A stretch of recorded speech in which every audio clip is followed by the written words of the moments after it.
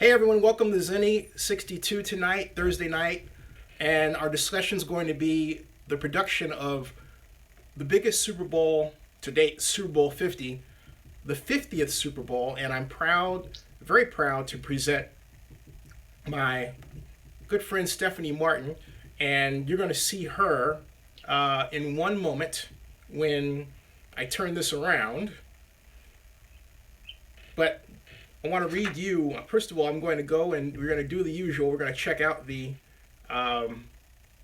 live control room, check out the page. The stream is great. And I'm going to go down and go to the watch page right here. If you want a watch page. And here we are. And I'm going to say hello, everyone. Hello, all. And here we are. Yep. And hey, Barry Lee, how are you? I see we've got the Zinsters coming in. Stephanie, the Zinsters are my normal viewers. They have a name. They're like little monsters, but, you know, they're better. So, and, hey, Barry, Joshua, welcome. Everyone, welcome. Say hi to Stephanie. And I'm going to be, in one moment, I'm going to go over to Skype here. And there, and I want to tweet this out real quick before we get going to make sure that all of our social media partners know that we are on live, and it's also automatically hashtag NFL, and the tweet is out, and it's on Facebook as well. Put a Facebook live stream here, and we'll do a quick and get rid of that, and we'll say live now, and hashtag NFL. Bingo. And yes. And so, folks, I'm asking all moderators, I know you guys are hyped up to talk about the Raiders and everything, but direct your questions to my friend, Stephanie Martin, because you can find out about what it took to produce the Super Bowl 50. Now, without any further ado, since you only see me right now, I'm about to switch that, because there, right here on Skype, is Stephanie. And there. Stephanie, welcome to the lair. Thanks, Eddie. Thanks so much for having me. I appreciate it. How are you doing? Oh, doing great. Happy to be here. Outstanding. I'm going to read this synopsis that you gave to me because I think it's so cool to get started. And it goes like this. It goes, in 2014, a small team of San Francisco Bay Area residents were assembled to work on what would be the biggest Super Bowl the NFL has ever staged, the milestone Super Bowl 50. The first Super Bowl in the Bay Area in over 50 years. There was no municipal course to tap nor any roadmap to follow. Folks, my contact lenses are screwing up. I apologize. It happens. This group had to deliver its own playbook. And you know what? I'm gonna go a cappella. Stephanie's wrote a fantastic book called Big Game, Bigger Impact. She is one of the top sports PR consultants in the country, very well known in California, the Bay Area, and the West Coast. Well, heck, East Coast too, if you count women in sports and events. She played the key role as the director of communications for Super Bowl 50 and one of the producers of Super Bowl 50. And what I'm really excited about with this discussion is that I've served as Super Bowl bidder, but never a Super Bowl producer. She has produced. And so I am dying to ask her a bunch of questions. But first of all, Stephanie, tell my viewers about your book, Big Game, Bigger Impact, which is at biggamebigger.impact.com, and how this all came about. And then we can work backward and talk about Super Bowl 50. Thank you. Absolutely. And you worked for the NFL too, right? In addition to this. No, well, I worked on America's Cup before that, right. but then went over and then worked on for the Super Bowl 50 host committee. Yeah. So, well, the reason we wrote the book is we really wanted to share the lessons learned that we have. So it's written as a business book, and it's written to inspire people who might be doing big events like the Super Bowl or other big events like an NBA All-Star game, NCAAs, that type of thing, but also as just a regular business. We learned a ton of lessons as a host committee, because a host committee is essentially a startup organization. You have to have HR, and you have to have finance, and you have to hire great people, and you have to determine a vision and values and what your goals are. So we also learned a ton just being a business, and we thought that would be inspirational. And, our goal for Super Bowl 50 was to make it the most giving, the most shared, and the most participatory Super Bowl ever. And working as a region, working together with multiple partners, enabled that to happen. So we also wanted to share the story of how that was even possible. Now, my friend Barry Lee has a quick question, which I think is great, because Barry's right off the gate the best. He asks, how long does it take to plan for a Super Bowl? It's a little out of sequence, but we'll take it right now. Thank you, Barry. It's a fantastic question, because most people think, I don't know, it takes 6 months or whatever, but it takes 2+ years. I mean, you work on it 2+ years. We actually bid on it in 2013, and our Super Bowl was in 2016. So when I would tell people that I was working on the Super Bowl and I was doing it full time for 2.5 years, they couldn't quite believe it. And we actually had a staff of 35 that were working on it full time for almost that full time. So it's a concerted effort to be able to pull off something like a Super Bowl as a host committee. And you work, obviously hand in hand with the NFL, but our role as a host committee is in market. We're the ones responsible for fulfilling the bid, actually fulfilling everything the region has agreed to, and then working with all of our partners in the cities, as well as working with the NFL to be able to put this on. Can you tell my viewers what the host committee generally does? Because we hear that term a lot, but a lot of people don't get a chance to talk to anyone who's, responsible for forming a host committee. Absolutely. No, it's a great question. It's very similar to the Olympic model. So in the Olympics, there's always a local host committee that's responsible for that planning and production. So they're the liaison between the local community and, in the Olympics, it's the IOC. In our case, we were the go-betweens between San Francisco, Santa Clara city governments, San Jose and Oakland city governments, and the NFL. And then also we wanted to ensure that this Super Bowl was going to leave something for our community, that it was more than about just football. So we focused on how do we ensure that it would make not only an economic impact, but also a social impact. And so that's where our decision to make it the most giving Super Bowl really took a firm hold at the beginning of our planning process. We put it in our bid, in fact. And our goal was to raise the most money that had ever been raised out of a Super Bowl for our community. And in the end, we raised $13 million that went right back into our local nonprofits. So 150 plus nonprofits benefited locally. And that was really important to us as a host committee. Every host committee has something that's important to them that's different. But for us, that's a Bay Area value, is to give back to our community. So it was important for us to put that at the forefront. What I loved about Super Bowl 50 was how it took advantage of the San Francisco waterfront and had the preview at, I believe it was down at Pier 23 down there. Not quite Pier 23. I've got, folks, if you're ever in San Francisco, there's a famous bar called Pier 23. So it's a plug for Pier 23, folks. It's on my mind. It's a little bit up from Pier 23. It was where the experience was, right? And and how did the planning for that come about? I thought that was very well done, plus the map itself. Oh, sure. Well, we ended up doing what we called Super Bowl City, which was our version of a fan village. So every year with Super Bowl, and that's, I think, one of the things that people who maybe haven't been to a Super Bowl don't know, but there is an extensive public experience. So you don't have to have a ticket to the game. You can come and celebrate and be part of Super Bowl by coming to these free fan villages. So we put on our fan village right across from San Francisco's iconic ferry building. It was a place where there was a lot of great public transit, so it was very easy for people to get to. We ran it for 9 days. Normally, they're 4 to 5 days, and we wanted to ensure that Bay Area residents had an opportunity to come and experience the free fan village before the hoopla of Super Bowl weekend. And so we saw over 1 million people come through that space in the process of 9 days, which was amazing. So it was partner activations, which are exhibits by partners like Verizon or Visa or Levi's. It's food and, fun, interactive experiences. Being the Bay Area, of course, we love technology. So Innovation was woven throughout.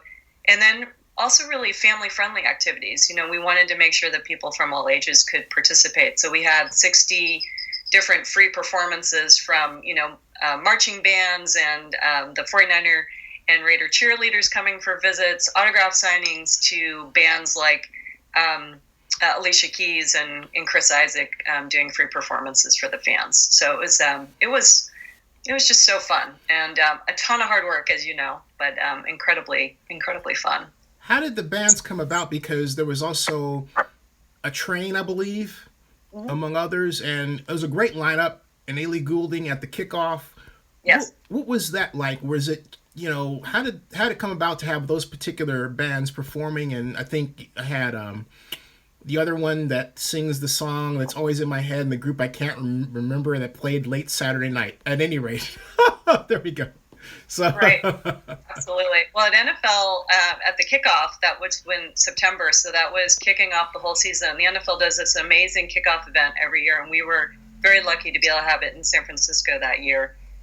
They brought Ellie Goulding and Train is a San Francisco Bay Area band, so it was really neat to be able to have someone that was local, but also, Grammy winning, playing right there for a free concert.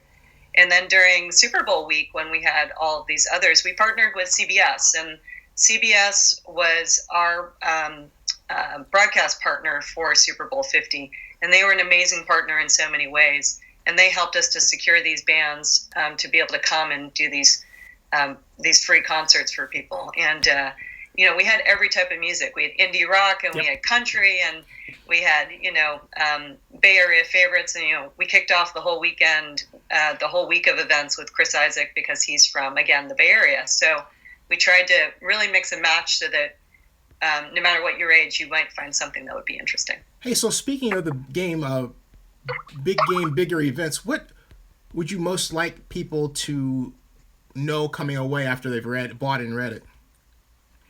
Probably a few things. I mean, I think one is, the one thing that I think we're really proud of is that we set a vision and values at the very beginning. And that's important for any business, to know what you're going to stand for as a business, and to know how you want that displayed and how to engage people and treat them with respect and being inclusive of people.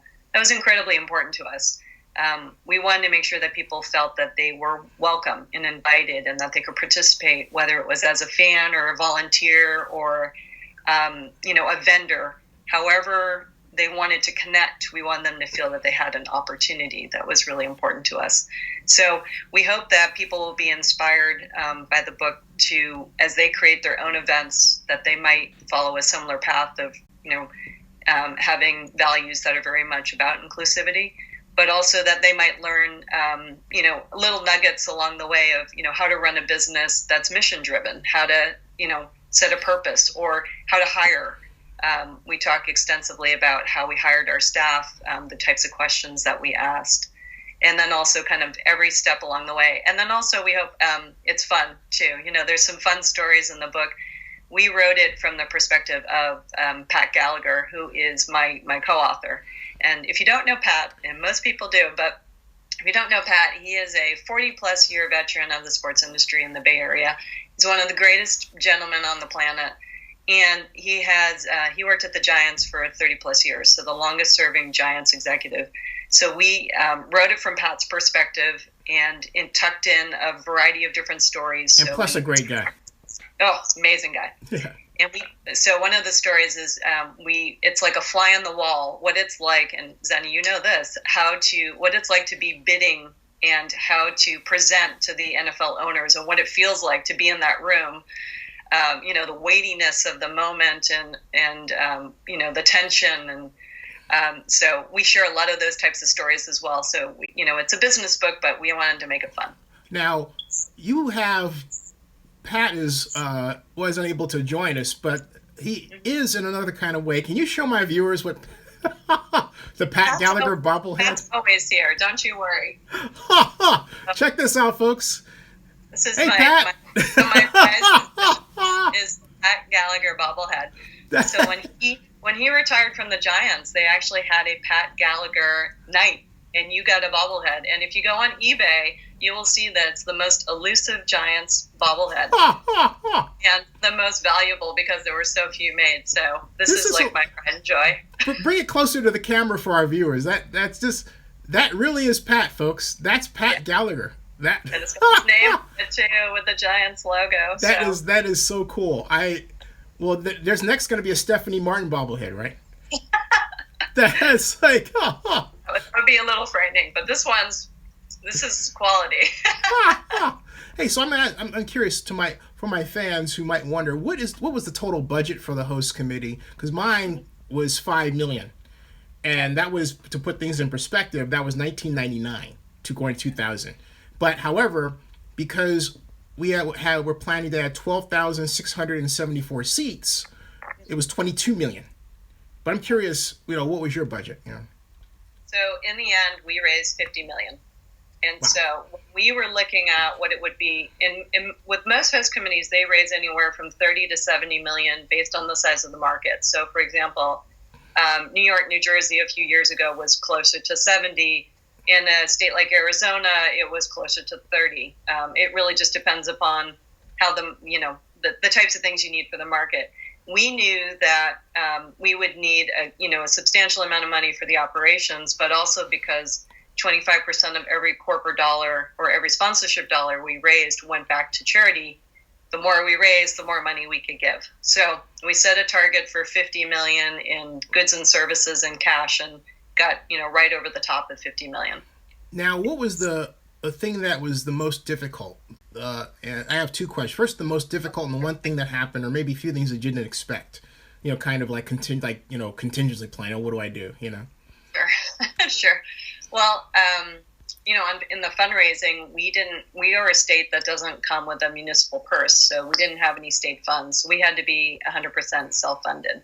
So that was just taking a concerted effort. So, for example, we talk about this in the book, our approach to how we actually built out all these partnerships, but we took more than 3,000 sales calls to get to 100 partners. Wow. So it takes time. And we were fortunate because the way that we structured our partnerships, because they understood that there was money going back into the Bay Area. That's why companies like Google and Apple and Levi stepped up to say, this is something that I want to be part of because there's going to be a legacy benefit for the region. On the contingency planning, as you say, we had contingency plans for our contingency plans, and you really do. You have to plan for the unexpected. It's always going to happen.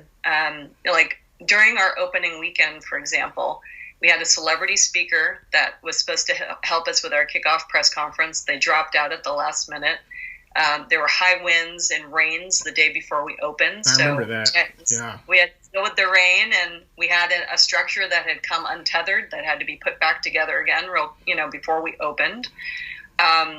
We had we had that big screen you probably remember. Mm-hmm. We had a 40-foot digital screen with images going up on it, and there was an image that made it through our filter that shouldn't have gone up on there. So we had to tighten up our processes. So the big thing that I think we were lucky on, but again, it was because we really focused on it, was hiring people that were what we called problem solvers and not problem creators. Nice, people that could move in a dime, keep a cool head, move it forward, and just know that things are going to happen not the way that you think they are, and you just got to roll with it. And as long as you're focused on keeping people safe and creating a good experience, we were able to move things forward. There were clearly tons of mistakes and issues, and those things happen. But as long as you can create a plan and move it forward and show leadership, and then when you make a mistake, own it. And we would be, I think we would be remiss in not congratulating the work of Keith Bruce, the head of the host committee, right here, yes. Right? And and how have you? Keith's got a new job now. Have you talked to Keith about his thoughts about this? What did he say? Yeah, absolutely. So Keith's been working with the NASLs and National North American Soccer League, and working with the new team here in the Bay Area, the SF Deltas, which is so exciting. San Francisco's first professional soccer team. Keith's the chairman of their board. And for us, he was the CEO of the host committee and just a great leader. Keith's background is big events. He's done 15 plus Super Bowls. So he came to us with this tremendous experience that you couldn't ask for more. And then we also had our chairman, Daniel Lurie. And Daniel is the it created Tipping Point, right, which is a community, nonprofit community that's really kind of cracked the code on how to help people at scale. And so to have Daniel and Keith, these two great minds as leaders, we were truly blessed. How did you find the staff? That was really great. And how did that process go about? I think I know some of it, but I'm curious to know from your perspective how it was selected. Also, I've got another question, but go ahead. I'm sorry. Okay. Well, we didn't have an HR department. So what was important to us is we had a kind of a core leadership team. So myself, Rosie Spalding, who you know well, Vicki Selway Swift, Pat, and Keith. And we were involved in the hiring of every single person. So it was a very intensive interview process. And, a lot of people, another way to put it is everybody would love to work in sports, I find. Everybody always says, oh, you work in sports, isn't that fun and great? And it is. I love working in sports. But you have to work in sports for the right reasons. And if you're there to watch the game, then you're not there to work in sports. So we are always... Say that one more time. Well, it's true. Yep. If you're working in sports, you're not watching the game. You're watching everything else. Yep. So we were very clear with people that, your role is going to be you may not see the game. That's not the point of working on this. The point is putting on a great experience for our region and being, responsible to our neighbors to create a great experience. So we had a very, if people focused on, I'm a huge 49ers fan, and that's all they said in the interview, we knew that wasn't going to be someone that was working for us. But if they came to us and said, hey, I want to be part of this because I want to create something great for San Francisco and the Bay Area, then we knew that they were right on. How did you all manage the spread of activities between cities? Because it wasn't just San Francisco. For example, there are events at Children's Fairyland in Oakland down the street from where I live. Fox Theater was the area where the Super Bowl thank you party was held for nonprofits. How did all that come out? Of course, I'd be remiss if I didn't mention that the Media Day, which was really fun. I met Miss Universe and interviewed her, and Pia, and who's no longer Miss Universe, but down in San Jose. How did all that come about? Well, I mean, better than anyone, Zennie. In the Bay Area, if you say, I'm doing something for San Francisco or I'm doing something for San Jose, or it's not just one city. If we said, this is a San Francisco Super Bowl, we're going to turn off 100 other cities around, the area. It was really important for people to understand that this was a Bay Area Super Bowl. It was designed for everyone here in the Bay Area. And so, there are these natural gathering points. San Francisco, we knew, was going to be the home of the NFL experience because of the size of Moscone, our convention center. We knew the game was in Santa Clara. And so when we had opportunities coming from the NFL to say, well, where should things like Media Day go? We were able to say, you should look at San Jose. They've got this great facility. It would be perfect for what you're doing. Well, what about the gospel celebration, which is also one of their really important key events? Well, you need to look at Oakland because they have some of the best theaters around. So we were able to point them to other parts of the region, so it wasn't just focused on two cities. And then we also developed a program called Super Communities, where local communities could get involved. We created a kit for them. They had logos they could use so that they could celebrate locally. So whether you were in Campbell or you were in, I'm trying to think of some of the different cities that did a lot, Pacifica, Milpitas. or you were even in Sacramento. I mean, there was a real feeling of, this is my Super Bowl too, and I can celebrate it locally. Now, I'm also curious because it's taken for granted. I love the Super Bowl city. I didn't see the one in Houston. I understand it was large, but I don't think size is always the proper measure of a Super Bowl city. It's function. And this one was perfectly situated. It was right off BART, and it was quite literally the entertainment center of the Bay Area during the 2-week Super Bowl period. But how did it come about to use? And how easy was it or hard was it to obtain Justin Herman Plaza and the area around it? And Well, going to the ferry building, For those who maybe don't know the area, it's an area that on average daily is like hundreds of thousands of people. Oh, sorry, my dog's walking in the background. No, that's okay. Bring your dog in. We always have interruptions. My other guest, Randy Sutton, he has 5 cats. The cats are crawling the screen. It was hilarious. We're used to it. It's hilarious. Well, he's looking out the window right now, so if he comes back over, I'll pull him over. Just sick pat on him. Yeah, exactly. He'll be like, what is that thing? Well, in Super Bowl City, we that area, Justin Herman Plaza, is one of those areas where hundreds of thousands of people go through it every single day on their commute. So when we said, okay, let's pick a place where we can put 1 million people over the course of 9 days, and we're going to plop it down right in the super busy area. And I think people thought we were absolutely bonkers to do that. So it definitely required a lot of planning and a lot of working super closely with the city of San Francisco and all their amazing departments, from the police department to the fire department to economic development to the mayor's office on disability, and the list goes on and on. It was hundreds and hundreds of people, and then also a variety of different agencies, public safety agencies. But it was really important to us that we put it in an area that was accessible to the public, and that meant that they could get there through public transit, that they could get there on a bike, they could walk there. That shouldn't have been a barrier to people that they couldn't get there. And so that's why Justin Herman was such a great location across from the Ferry Building, because it was so accessible. It just required us to be more thoughtful, to plan more, and then to work very closely with our partners.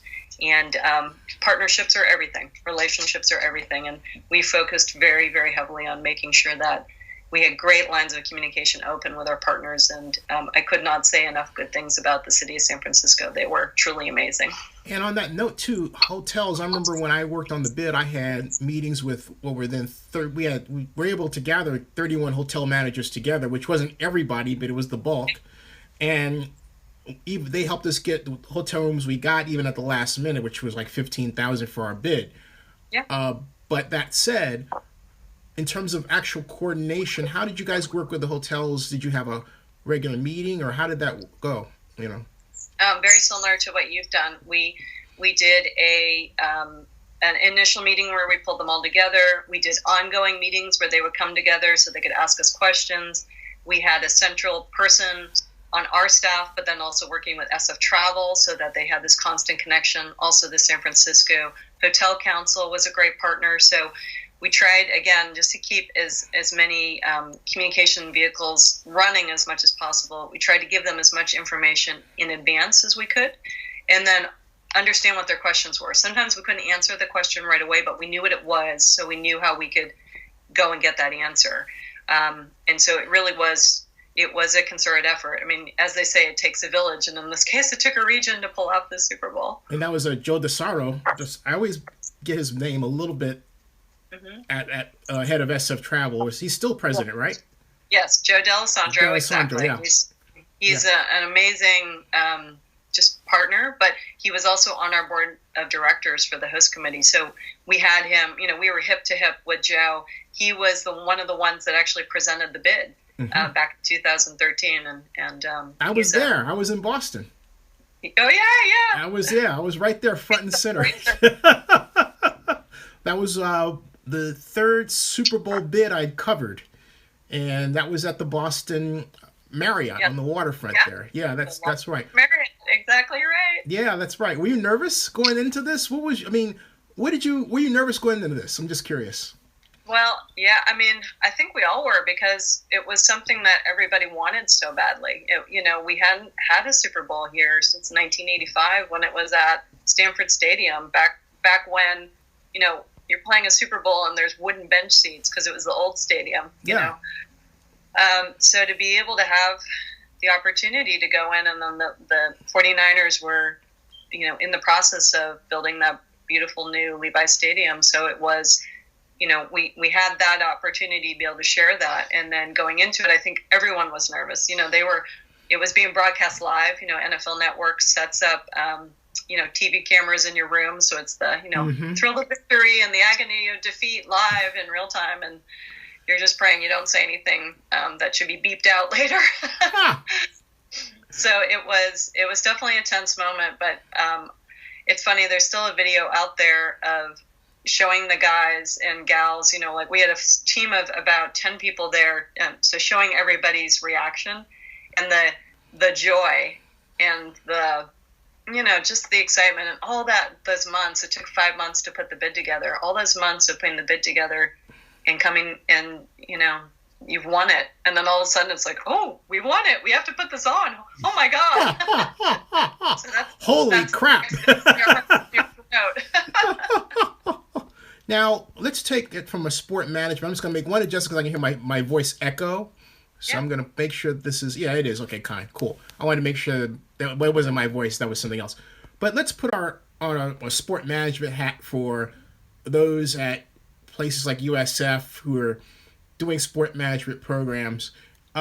What's the value of this book to a sport management professor like Dan Rasher at USF, for example? Yeah.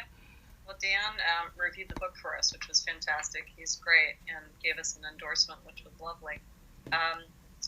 For a book like this, it really gives you, we call it the fun business, working in sports, because it's similar to working in, anything live, any live produced event, whether it be music or theme parks or that type of thing. But with sports, there is so much that goes on inside the iceberg. So the fan sees the little tiny tip of the iceberg, but the hours of time, the effort, the amount of planning that goes in, the detail that goes in, that's what we talk through. So to give people kind of the flavor of what to expect to be working in sports, that's definitely included in the book. And then if you're working on a big event, it will definitely give you the expectation on how to work with partners, because you can't do anything in live sports without working with partners. And whether it's public partners, private partners, your governmental partners, it requires a lot of people to come together to pull off something like this. And it goes through all of that kind of, the hand-wringing that you go through, but also the joy that you have of being able to work with so many people. And I think that's one of the things I love the most about big events is I've gotten to work with some of the most amazing people, smart people, hardworking people. People who work in sports and events are certainly hard workers. Yeah. So we include lessons learned. So every chapter includes, here are the 3 or 4 things that we learned along the way, and it takes you through the whole process of the 2 years. So from hiring to partnership sales to putting on an event to going out and recruiting 5,500 volunteers. I was one of them. Yeah, including you. So we touch on all of those different pieces. Hey, so one of my viewers wants to know how many people in total helped put this on. Ooh. Okay, so we had 5,500 volunteers, and I would say probably another couple thousand just in the Bay Area alone. That doesn't include all the people that worked on it from the NFL and their vendors, which is a whole nother ball of wax, everything that they do from the NFL experience to their events. And then also I think the other interesting thing is many people don't know is there's 150 plus parties and events that go on during Super Bowl week. Yep. Like Super Bowl is the time when business gets done in sports. And those events and parties are where people go and, clients are brought together and there's a lot of business done. And those events have to be produced by people. Yeah, there's some people who just make their entire year money off Super Bowl, right? Yeah, exactly. So that was also hundreds of people putting on events or local venues that were being used in the Bay Area. So it's thousands of people come together to pull this off. It's quite an amazing thing. How do you get around? Because this is one thing that has always been a bugaboo, going back to even before I started working on it, is an official Super Bowl event versus not official. Mm-hmm. People inappropriately using the mark. How did you guys handle that sort of thing? So we knew it would be an issue because as you know, it is every year. Yep. And that mark, like the Olympic rings, I mean, that's a very valuable mark. The NFL has done a tremendous job of building up the value of the Super Bowl brand. and they own it. And so that's their intellectual property. And we had limited rights as a host committee to use it within our mark, but it was, restricted use, and rightfully so. So we did what we hope was a good job of educating people in the region in advance what they can do and what they can't do. Yep. As we said, we wanted to be in the yes business and not the no business. We didn't want some community who was just super excited to put up a, welcome Denver Broncos to the, to Super Bowl 50 and know that they would be in conflict. They wouldn't necessarily know. So we educated communities and their, mayors and city managers about what they can do and can't do. That's why we came up with the Super Communities program in the first place, was because we wanted to go to the communities and say, here's a kit, here are all the guidelines, here's what you can do. Go forth and celebrate. We want you to celebrate. We don't want to be able to say no. So that actually did, it was very helpful because we were proactive in getting ahead of something that we knew could be an issue. Now, the fun part, you mentioned parties. One of the most fun venues I went into was actually the Super Bowl 50 venue. It was it's normally a Vietnamese restaurant at 5 Embarcadero Center. Yes. That Yeah. was, Crystal Jade. Yeah. Can you pull a plug for them, please? Not pull one, but put one in. That was fantastic. Folks, if you want to see what it's like, go to my YouTube channel. Go to Zennie62, which you're already at. Not right now, because I want you to keep watching Stephanie and listening. But type Super Bowl 50 host committee party, and I think I spelled out Crystal J, and you could see what it's like because I panned through there. It was something else, Oh, that's so great. Yeah, it was. So we called it the 50 Club because the 50 we had Club. Super Bowl 50, right? Yeah. We wanted everything 50. We wanted to own 50, so we called it the 50 Club. And to give another shout out, the person who produced it for us, who on our host committee, is named Danae Johnson, and she is a world class. Yeah, I met her. She was great. Producer. Yeah. Oh, unbelievable. Another one of our just awesome staff people.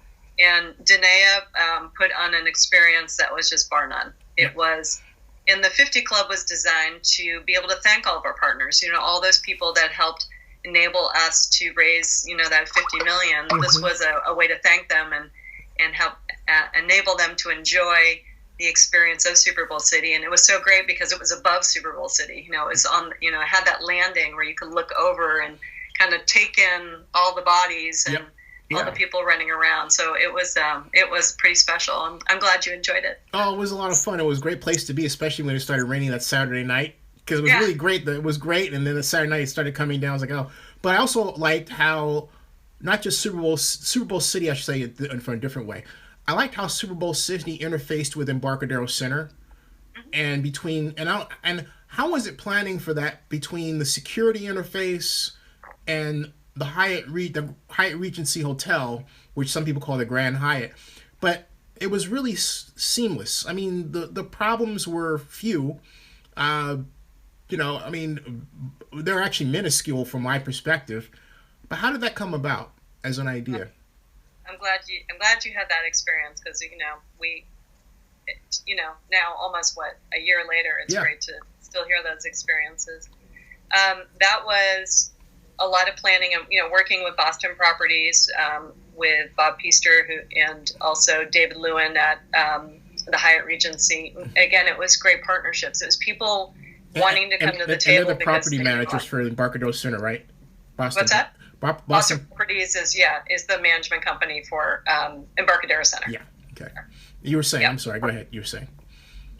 And so that whole process was really working together to think about the safety and security of the fans and the guests. And you may remember, but in November of 2015, so this was a couple of months before our Super Bowl, but we had those attacks in Paris and in San Bernardino. Yeah.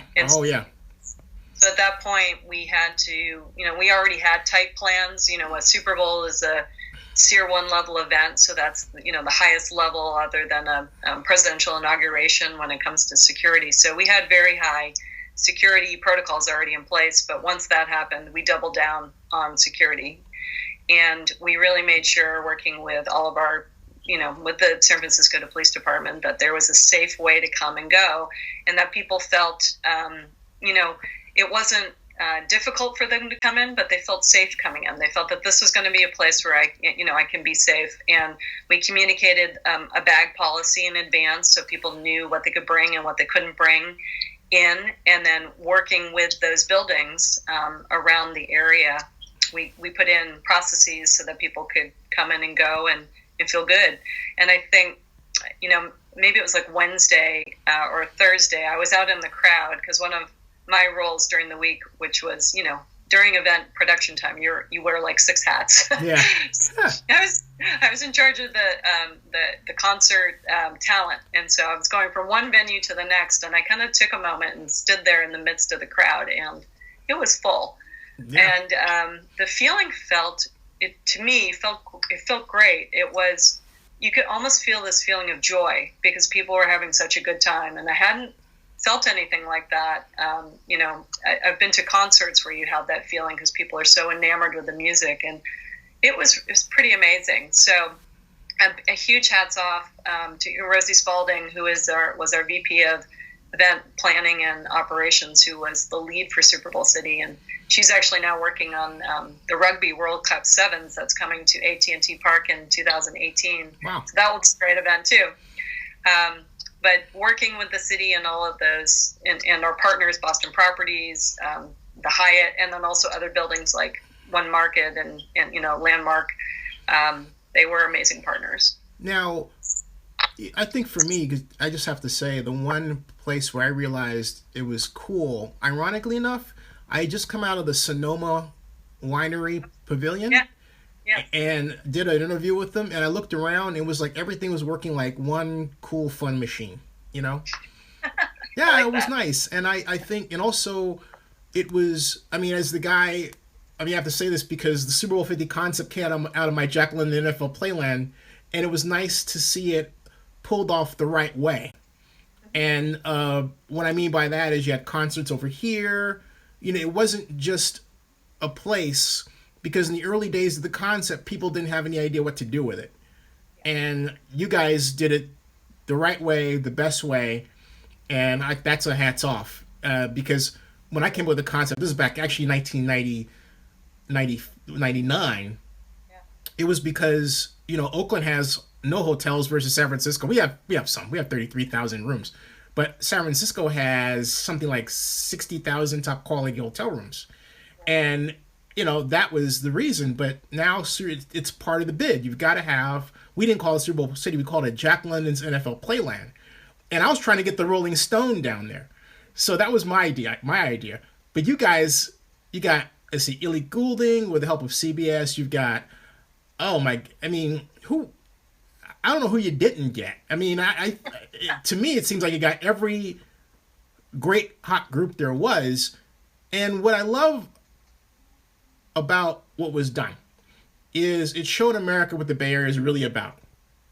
With San Francisco at the focus and everything else. And that was, and when you achieve that, when you can stand there like you did or I did, and, someone's over here having wine, a kid's over here having a great time, and everybody is happy, that is when I think you guys have done something, and that's hats off to what you've done, I think. Yeah. Well, thank you. That's very kind. We definitely, that was a goal, was we wanted this Super Bowl to look like it was in the Bay Area. Like we didn't, if you picked it up and plopped it down somewhere, it couldn't look like it was in another city.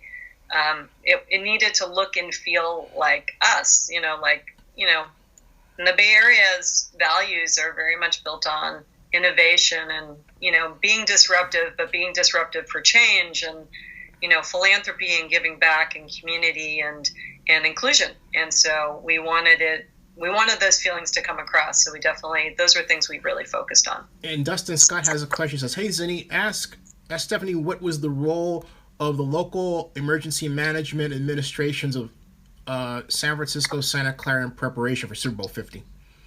Oh, amazing effort.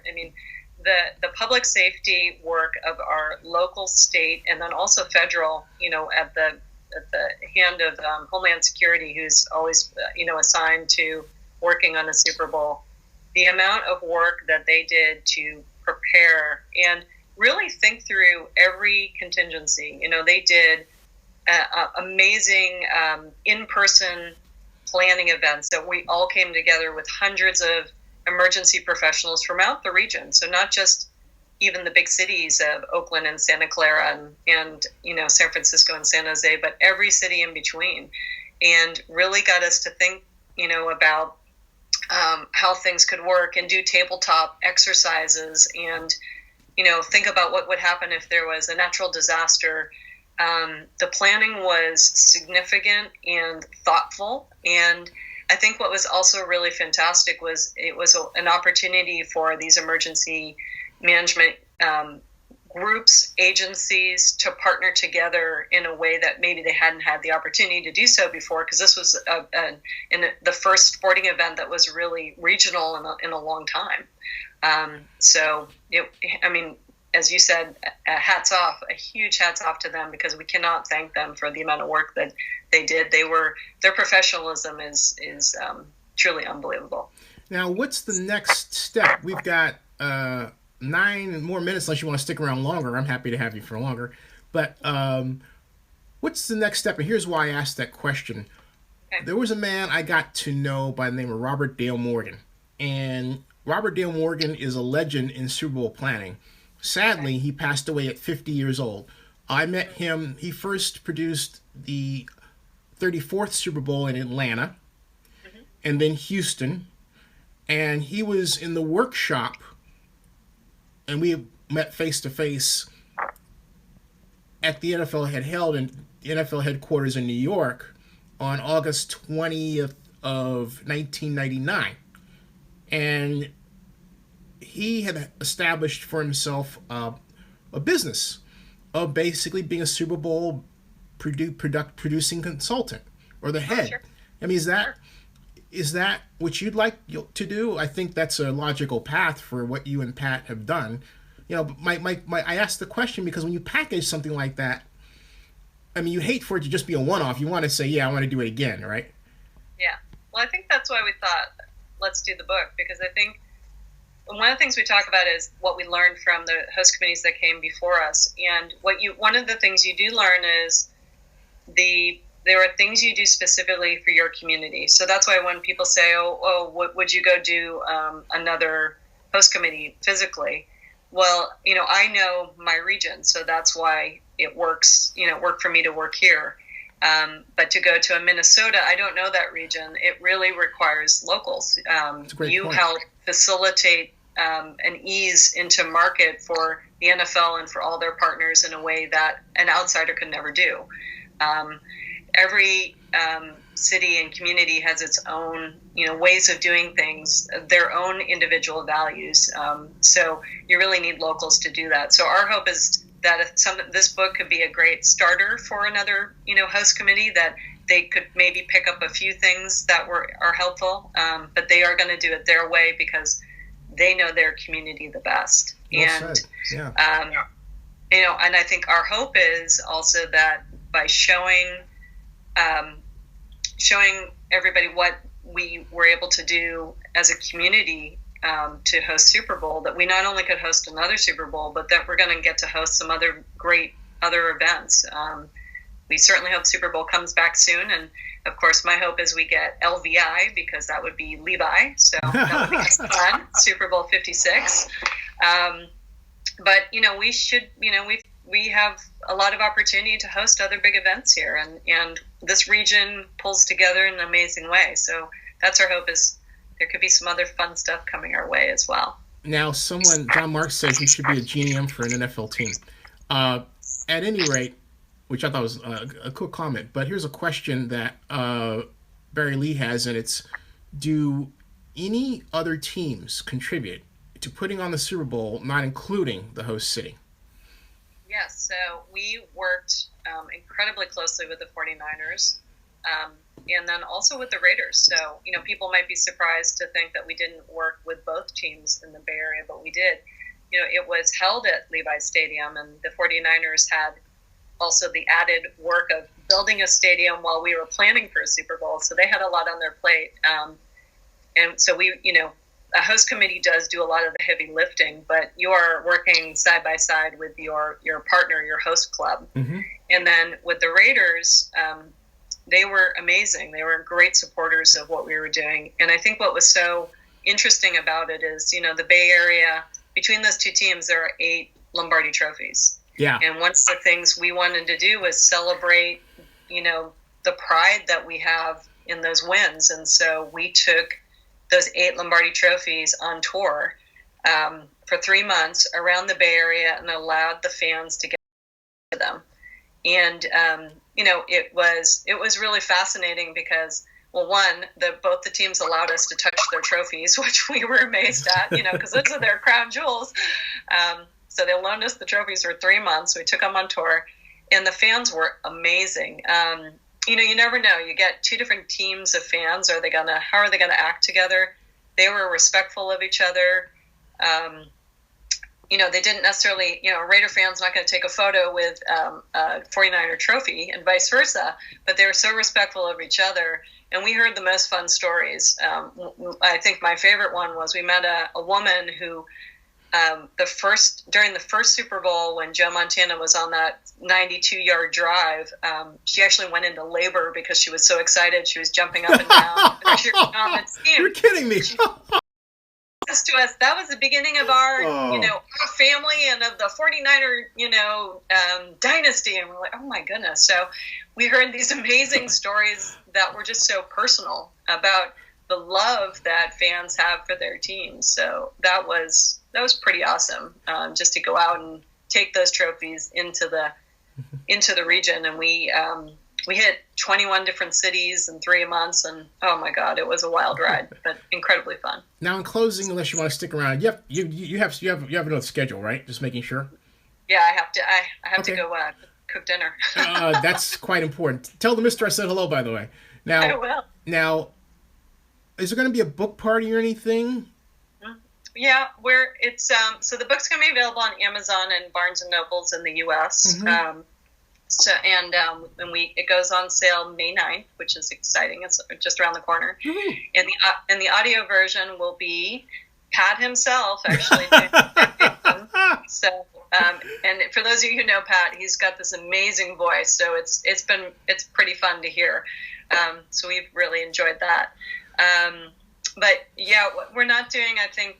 We will probably later on be doing more things like, in-person readings or things like that. But right now we're just kind of focusing on launching it, getting it going, and sharing little tidbits from the book so far as over social media. And I have to give a shout out to all of our mutual friends who are involved. Chrissy DeLisle had a great party at 101 California. Actually, a great party venue, not just one party. And then Spritz Marketing did some great things for you guys with Beth Schnitz and Raghu Chevron. And yeah, that was, I don't know who else I'm living out, but that was fantastic. It was nice to see everybody, happy in that way. So yeah. Yeah, we have an amazing Bay Area community, and we weren't able to thank everyone, because if we did, it would literally be thousands of pages, but we tried to give a shout out to a lot of people in our acknowledgments. And of course you are in there, Zennie. Thank you very much. Your insights were so helpful to us in our planning process. We truly appreciate it. Oh, thank you. Thank you very much. That means a lot to me. I really do. So folks, get the book because I'm in it. Just kidding. That's the whole reason why, that and because Pat is in it as well. So. Yeah. You ought to have a deal where you can get a Pat Gallagher bobblehead. We are.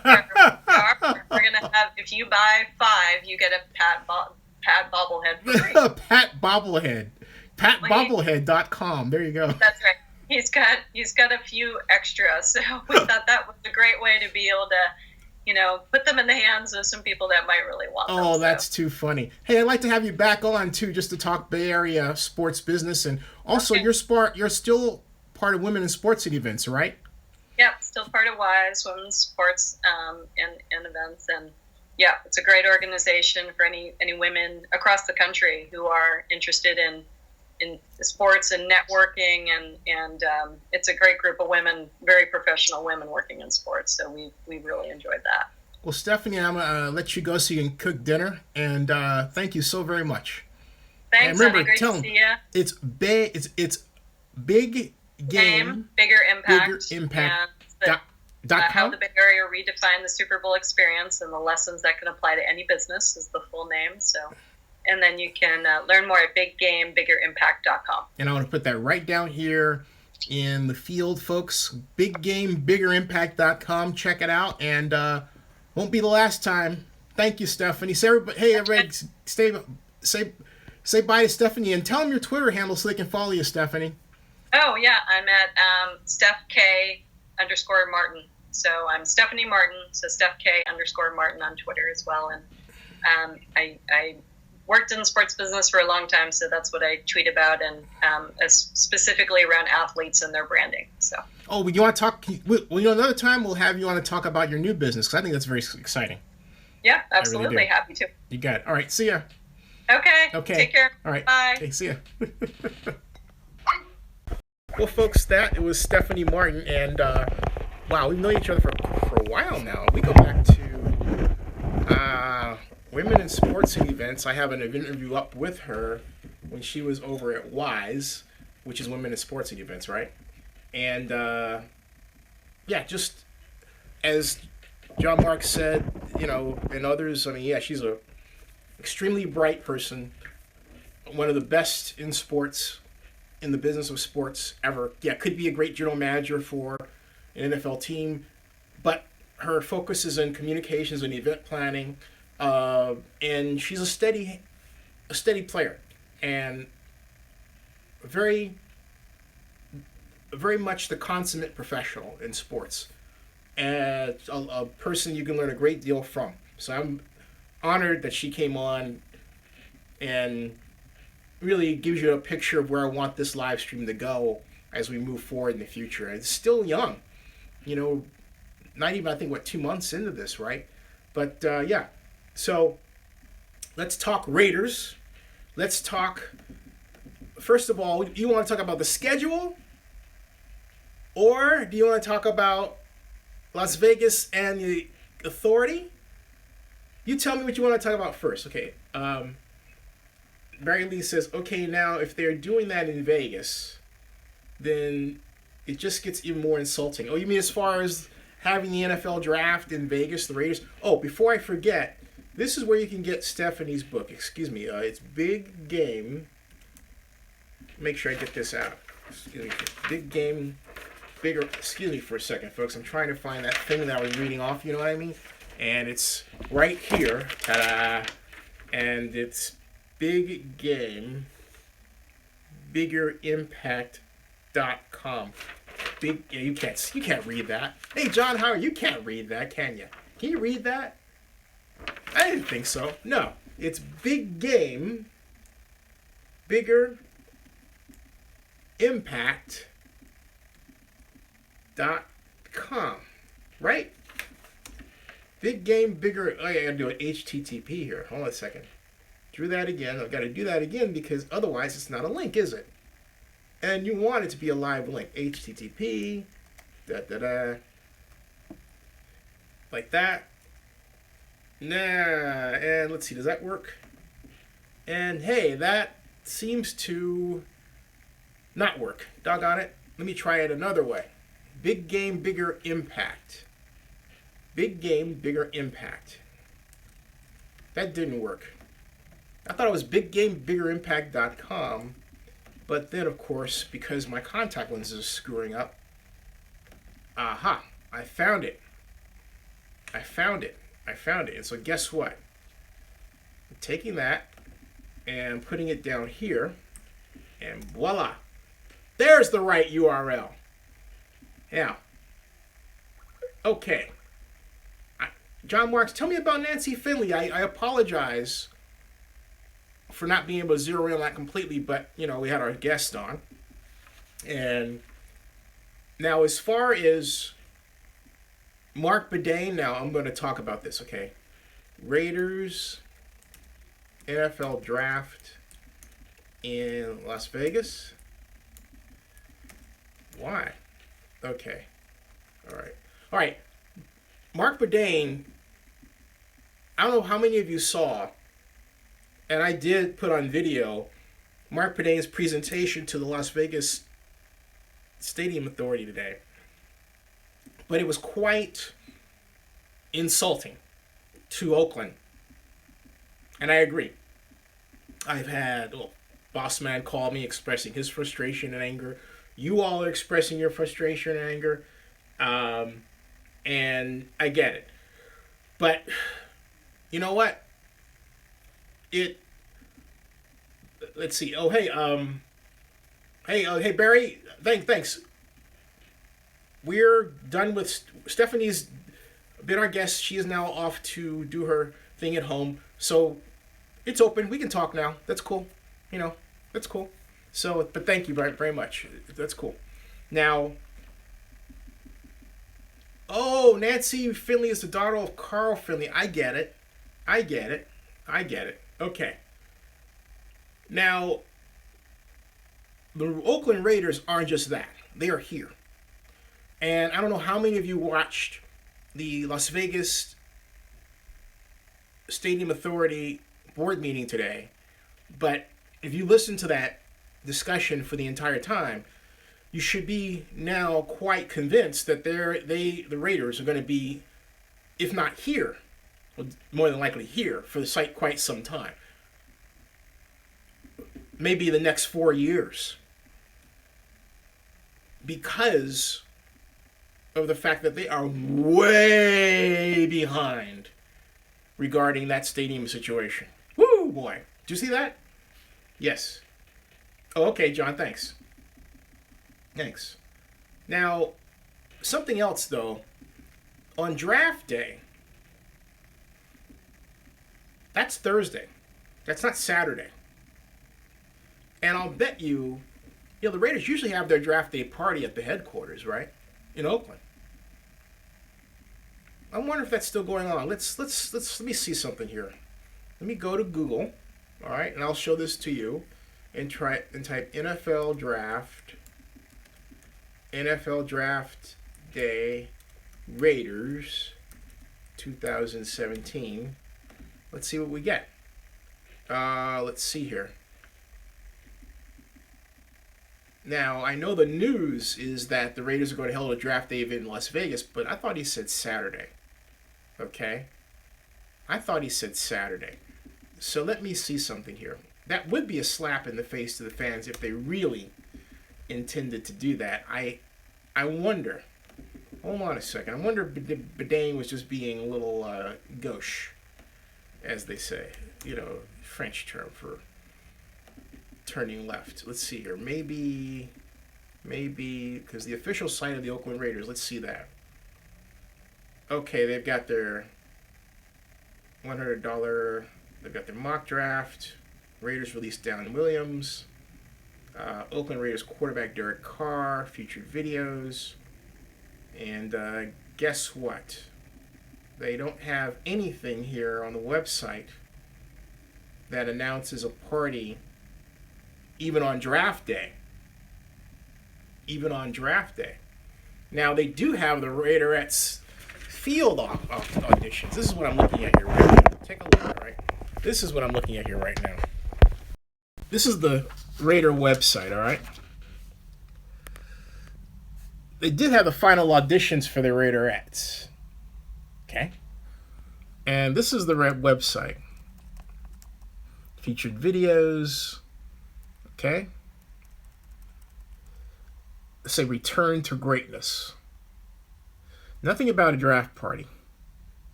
See that? They have Las Vegas tickets.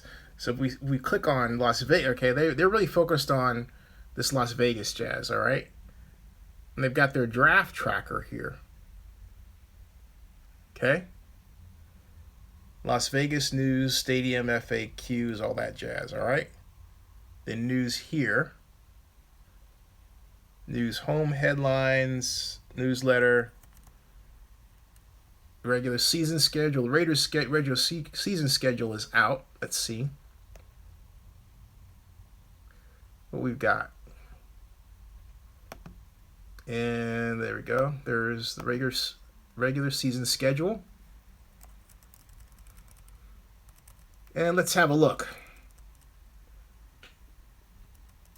Okay. There's no list. They have a description but no list. Okay. That's weird. Yeah, day 3 draft picks. Yeah, day 3 draft picks. But yeah, that's weird. You know, we're they should give us a list of the games, right? Someone didn't write that correctly. This is the draft tracker there. Okay, that's the draft tracker. You know, we're better off just going over and let's see here. Nothing much here going on. Oh, wait, we got the Raiderettes auditions. Let's see how that... There's the Raiderettes auditions. 2017 Raiderettes final auditions. Right there, okay? So, there are your Raiderettes auditions. Maybe I'll get one of the Raiderettes on. You know, a former Raiderette, right? There are your auditions. You got the slideshow here. Okay. There you go. Those are the tryouts. I guess that's 101, 116, you know, 179. There you go. All right. Well, you know, at least that's a lot better than bad news. It gives us some reason to smile, right? Oh, brother. Oh, okay. It's clear, however, that Oakland is not right now in the thoughts of the Raiders as it looks. That's pretty horrible. Now, Bedane, so horrible, Bedane said that they had 24,000 signups within the first 24 hours. He said it doubled that over the subsequent period. So we say, let's say 48,000 $100 deposits, okay? Which is $4.8 million they've collected. And the question is, out of those... Oops, sorry about that. Are you there? Are you there? You're there. Are you okay? I'm fine. Yeah. All right. It happens, folks. It happens. But the point is, out of those $100 deposits, I'll bet you about 20% of them clear. Okay? So in other words, if they got 48,000,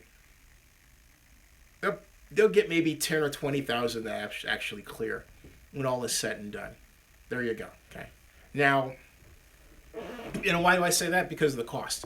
If they get there, there's so much to do with this stadium. All right. Miguel says careful there, isn't he? Careful with what, Miguel? Let's see here. What did I do? Miguel is... Let's see. You're fine. Okay. Oh, let's see. Raiders to announce day 3 picks. Yeah, that's day 3. But I'll bet you if you go to the draft, to the Raider headquarters on the day of the draft, they're still going to do something there. I don't think they're going to turn away the Raider Nation. I think that would be a horrible thing to do. You know? I'll double check. I can't imagine... Bedane, you're going to watch this.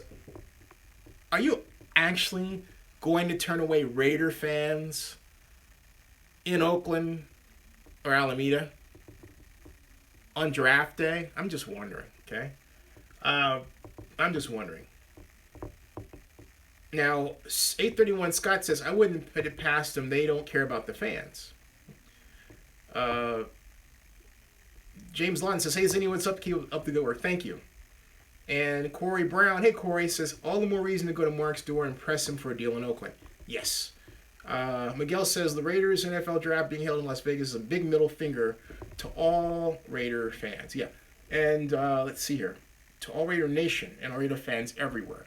And hey, Federico! Cha-ching! Comes through with the $2. And what did Federico, big bucks. $2 billion. Thank you, Federico. What do you think about my Raiders design logo update? Hey, Federico, I don't see it. Where is it? If you put something on Twitter, I don't know what the logo design is. Maybe you fill us in. Thank you for the coffee donation. And you know what? Thank you also for resting my eyes, because I think my eyes have been staring at screens for so long that they're a little blurred. You can't, But thank you very much. They will also help with the draft event in Oakland on day 1. Right. See, there we go. That's something there. Now, hey, if Steve Macy is watching this, Steve, I put it so that you could comment again. So hopefully you're able to do so. Steve Macy was accidentally blocked, moderator. So if you can, I thought I unblocked him in the comment section. So hopefully he sees this and gives it a shot. Let's see here. Now, I'm going to put this out some more on Facebook and Twitter. Raider Nation. Then Raider Nation. And Raider Nation. Like so. Like that. And then I'm going to take this one. I'm going to put over on Stephanie's Twitter account. Thank her. Hey, Zennie, says Miguel, you need to have John Gruden to come on one of your live streams. Yeah, I tried to get another member of the NFL team, network team. Well, actually, he's ESPN, isn't he? But I tried to get Charles Davis, but the NFL media people haven't let me, and they kept saying, come to the event at the NFL draft in Philadelphia, which I've got my hotel room, got the flight, we'll be there, okay? We'll be there. We'll be there. Now, let me do something really quick here regarding Twitter and tweeting things out. Barry, now what did anybody watch Las Vegas Stadium Authority meeting? Oh, as far as news about the lawsuit, there is no news that I know of yet. I know there are a lot of people connected with the city of Oakland watching everything. I know that. Thank you. And thank you. And I'm going to write thanks. And then there it is on live stream. And I'm going to retweet that. There. Cool. Oh, Freddie Pacheco, is that you? Kid Rock Live? Wait a minute, is this what you're talking about? Hold on a second. I think this is what he's talking about. Hold on a second. This is pretty good looking. Is this it? Is that you? Federico Pacheco, Kid Rock Live, Salinas Sports Complex, Friday, July 14th at 5 p.m. Is that what you mean? Kid Rock Live, is this your event for tickets? Do I get free ticket for that? Kid Rock Live? do I get a free ticket? Do I get 2 free tickets for the Kid Rock shot? Is that the logo? There you go. You can't say we don't do well here. Now, folks, speaking of which, I want to make sure that if you need a San Francisco, to book a place for a San Francisco event, I want you to go to Mirror when you have a chance. Not now, of course. MORR. See, how does this work? MirrorCorp.com. Yeah. MirrorCorp.com. Go there. MirrorCorp.com. And that is well, that's embarrassing. That doesn't work. Try this one. This works. And wait a minute. That's not embarrassing. Well, that works. MirrorCorp Events, because I forgot the events part. Now. MirrorCorp Events. Best place to book your San Francisco event. Check it out, okay? Check it out. Check it out. Now, whoops. I keep doing this. This keeps falling. I apologize, folks. It's falling because I've got this plugged in. I've got the power cord plugged in, and what's going on is that it's long, and so it tugs. Sorry about that. It really tugs down on the phone, but it's a necessary thing that has to be done so that the phone does not lose power, okay? Because this is a great deal of power is being consumed here, you understand. So that was the idea. But it does lead to an exciting moment, and, there you go. So no, we're not falling off a cliff, but the bottom line is you were entitled to know what the heck was going on there, okay? Now, the other company that is producing our live streams now, that's a sponsor, is a great company called Vrypack. Website to come. Website to come. Not quite there. Now, okay. Zennie, what do you think about the Raiders' 2017 NFL regular season schedule? Barry Lee, Zennie has asked to hold off on asking him questions about the Raiders until he has finished with his guest. No, guest is finished. Okay, hey, Barry.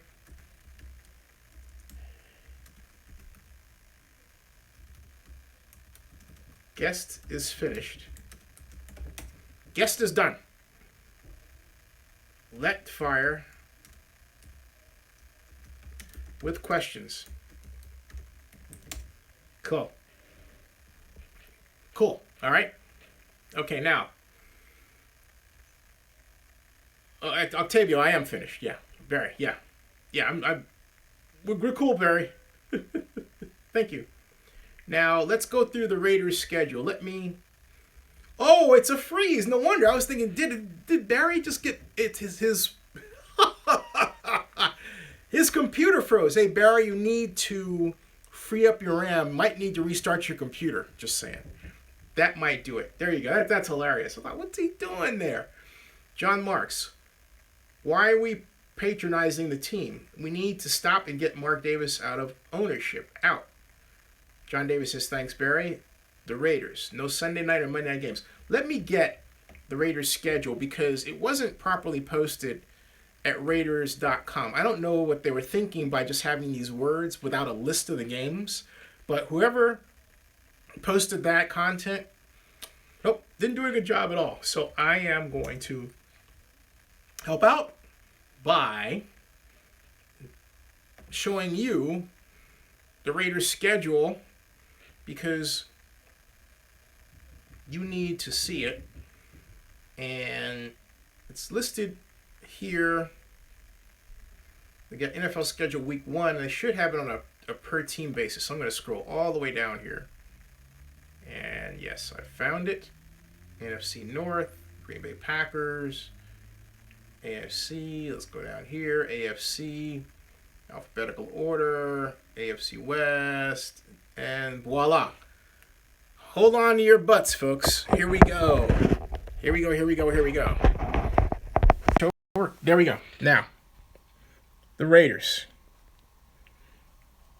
Open up at Tennessee, 10 a.m., taking on Marcus Mariota. Home to the New York Jets, who's going to be the Jets quarterback. Then they go to the Washington Redskins in the rejuvenated Kirk Cousins. Then at the Denver Broncos with Paxton Lynch. Thank you. Thank you, Golden State Raider. And then the LA Chargers we host. Ooh. Then October 19th, big, huge-ass game. Another one, Thursday night, Chiefs. Then we are at the Bills, at Dolphins, by the Patriots in Mexico City on the 19th. That smells. It ought to be here. What a real kick in the teeth of Oakland. Then we host the Broncos. Okay? And then we go Kansas City Chiefs visit. But December 17th, Dallas Cowboys. Ooh, Dallas Cowboys. Then we fly to Philadelphia and then the San Diego Chargers. But yeah, look at the schedule. We get the Eagles on Monday night, but it's away. We get the Chiefs on Thursday. We have no Monday night games here. Wow, that's really bad. We've got no Monday night games here at all. That's really bad. John, I hear you. Boy, that's bad. We got rooked with the schedule, man. We got a rooking with the schedule. Oh, that's bad. That is not good at all. Capture selection. I'm actually going to tweet out this. No, not like that. That's bad. It's a schedule that I think should lead to I'm going to say to an 11-5 season. Just eyeballing it, all right? Because we don't have the Steelers on this schedule. Okay. So we're getting off pretty well. We don't have to deal with. I don't see the Ravens on this. Oh, I do. Never mind. We do have the Ravens. And but yeah, as I look at this with another eye, this lead. I still say this is 11-5. I'm eyeballing this and I'm saying 11-5. Yeah, 11-5. What do you think? That's my prediction. Waiters NFL skid. What's yours? I say 11-5. What do you say? And I now say I have to go out and let's see here. 10-6 says Bernard. Miguel Rose says 8-8. John Mark says 8-8. Black Raider says 12-4. John Davis, Cowboys Raiders should be. That should have been a Monday night here in Oakland. Peter G says sounds good. Octavio says I will go to the Miami game. Barry Lee, OKC now. All playing Blues. Jerry Jones.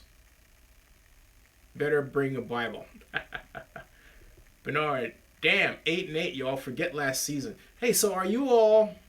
I gotta ask you, are you giving up on the Raiders because of the whole Las Vegas thing? Is part of the reason you think they're gonna go 8-8 because you're salty about the Las Vegas issue? Just asking, okay? Just asking. Just asking.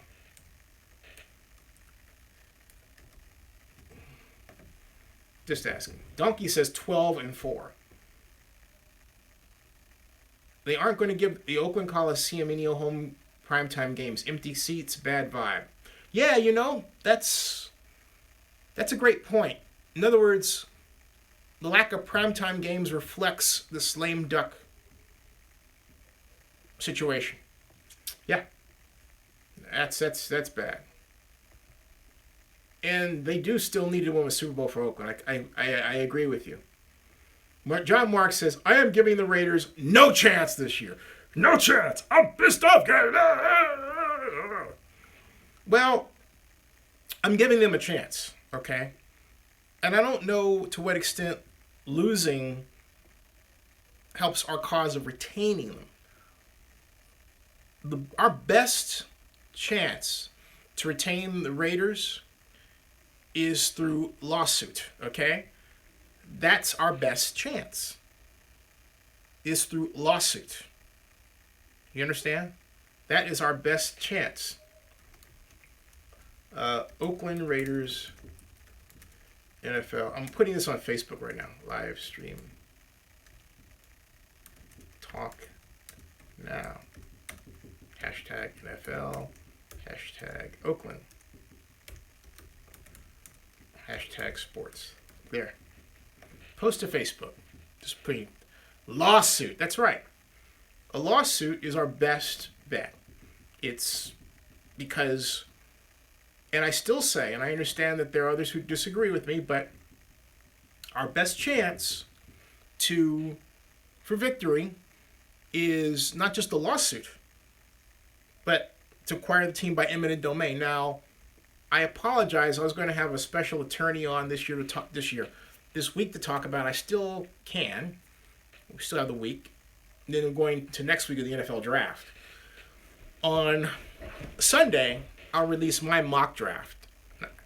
And the first mock draft I've done this season, but I'm just not excited about the picks. And I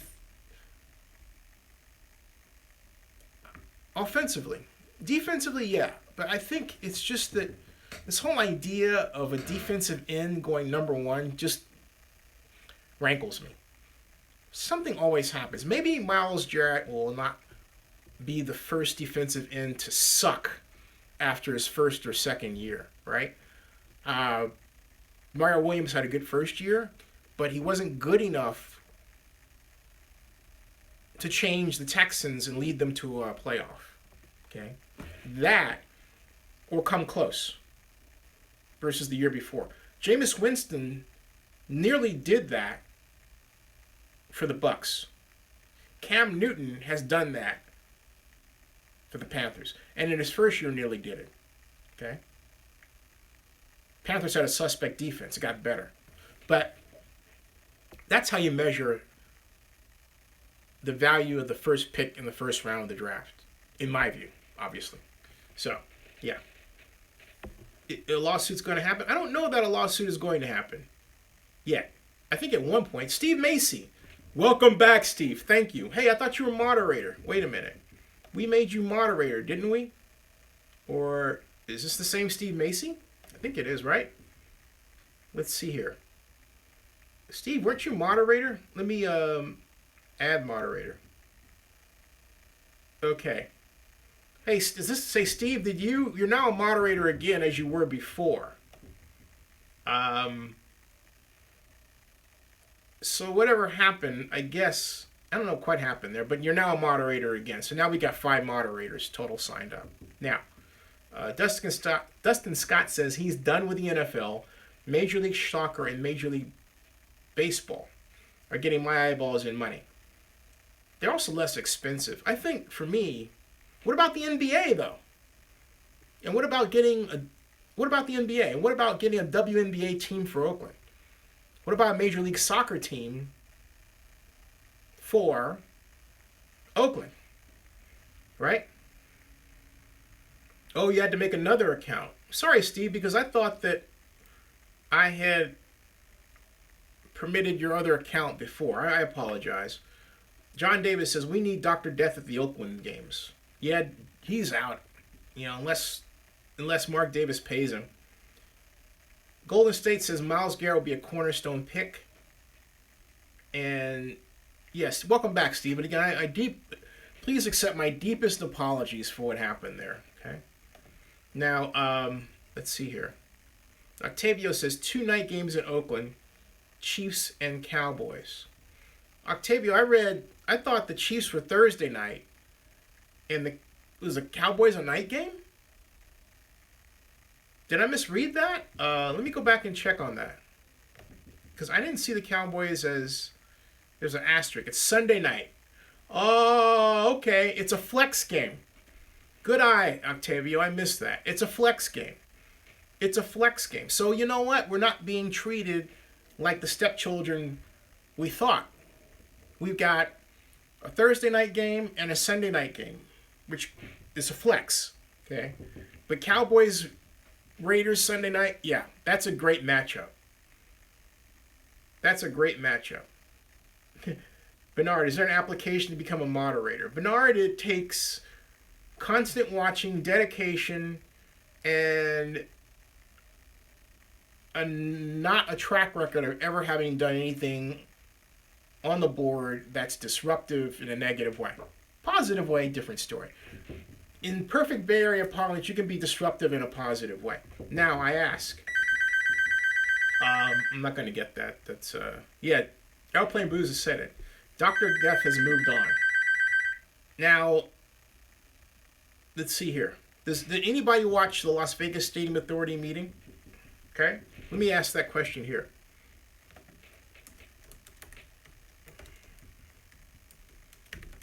Las Vegas LV Stadium Authority meeting. Question mark. Just asking. I'm looking down here. Miguel Reyes says, I hope that the Lakers get some really good draft picks in this year's NBA draft. The Lakers need a new superstar and elite center. Yes, they do. Let's see here. No, just my video. No, how was it? No. Okay, I'll fill you in. The highlight was that Mark Arnold, the attorney for the Stadium Authority, gave his presentation regarding the Raiders lease, which is out. And I listened as Arnold went through it. I scanned for different keywords, like to see how UNLV was treated. The University of Nevada, Las Vegas is still treated like a stepchild in the lease. Okay, it's mentioned that basically they're still working on a sublease, and overall, when you read the lease, it still treats UNLV like they are an afterthought, and that wasn't the intent of the stadium project going in. That to me is a problem. So let's see here. LVX9933, how are you? David Thomas, how are you? Look at this dude, bold himself. I have no idea what he's saying. David Thomas is whatever. Okay. David Thomas, what are you trying to say? I hope the Sac Kings can get better. Could you imagine the crosstown rivalry in the playoffs? That would be incredible. I agree. W. Michael, hey Zennie, saw your interview on the news. Looking good. It was like, it's Zennie. What interview? What interview? What news? I know nothing. What are you talking about? Fill me in, dude. What are you talking about? David Thomas, you're asleep? Tell you what, buddy. All right, you think you're asleep, right? Hold on a second. All right. Now, I'll tell you something. You're really asleep, okay? Blocked. Not on my channel. You come here, you bring it, okay? None of that crap. Oh, got the low battery situation. Oh boy, oh boy. Hold on a second, folks. I gotta plug this in, make sure it works properly. One moment. Power issues and difficulties. There we go. That should... There we go.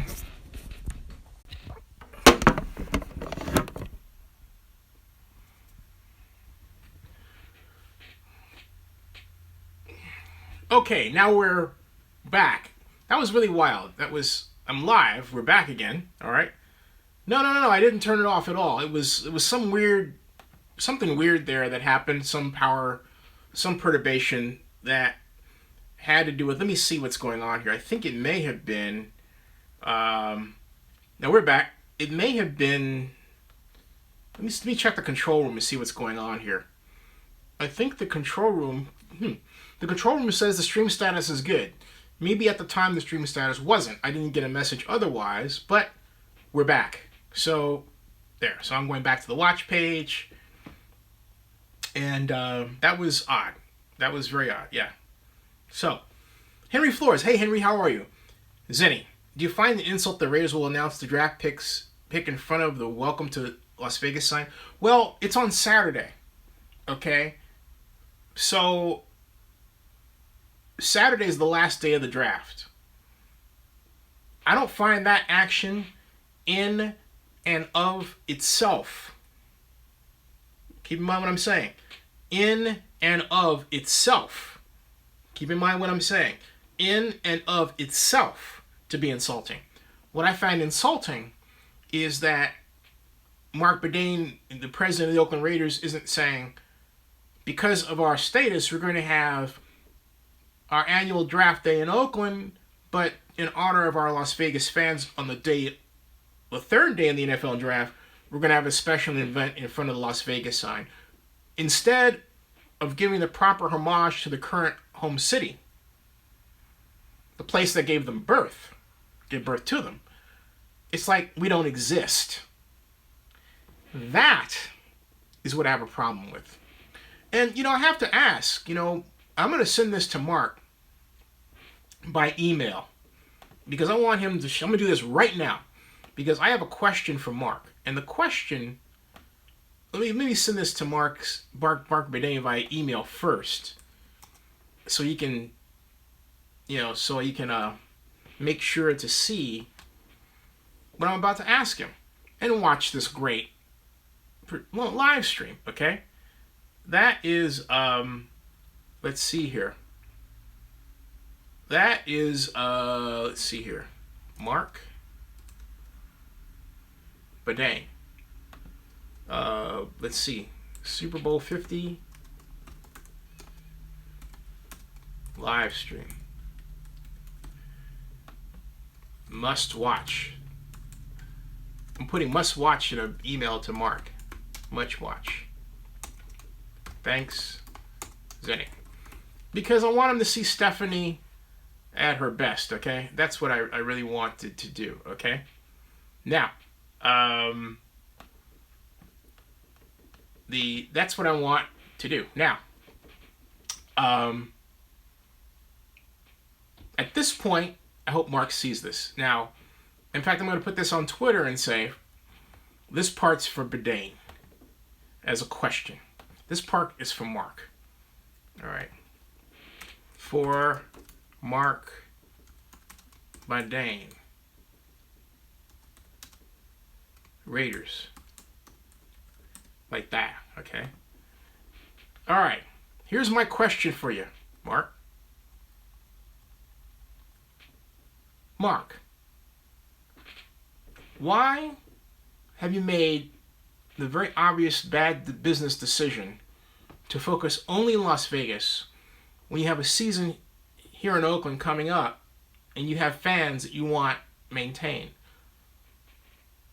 The Raiders are in a situation where, according to tweets that have been brought to my attention,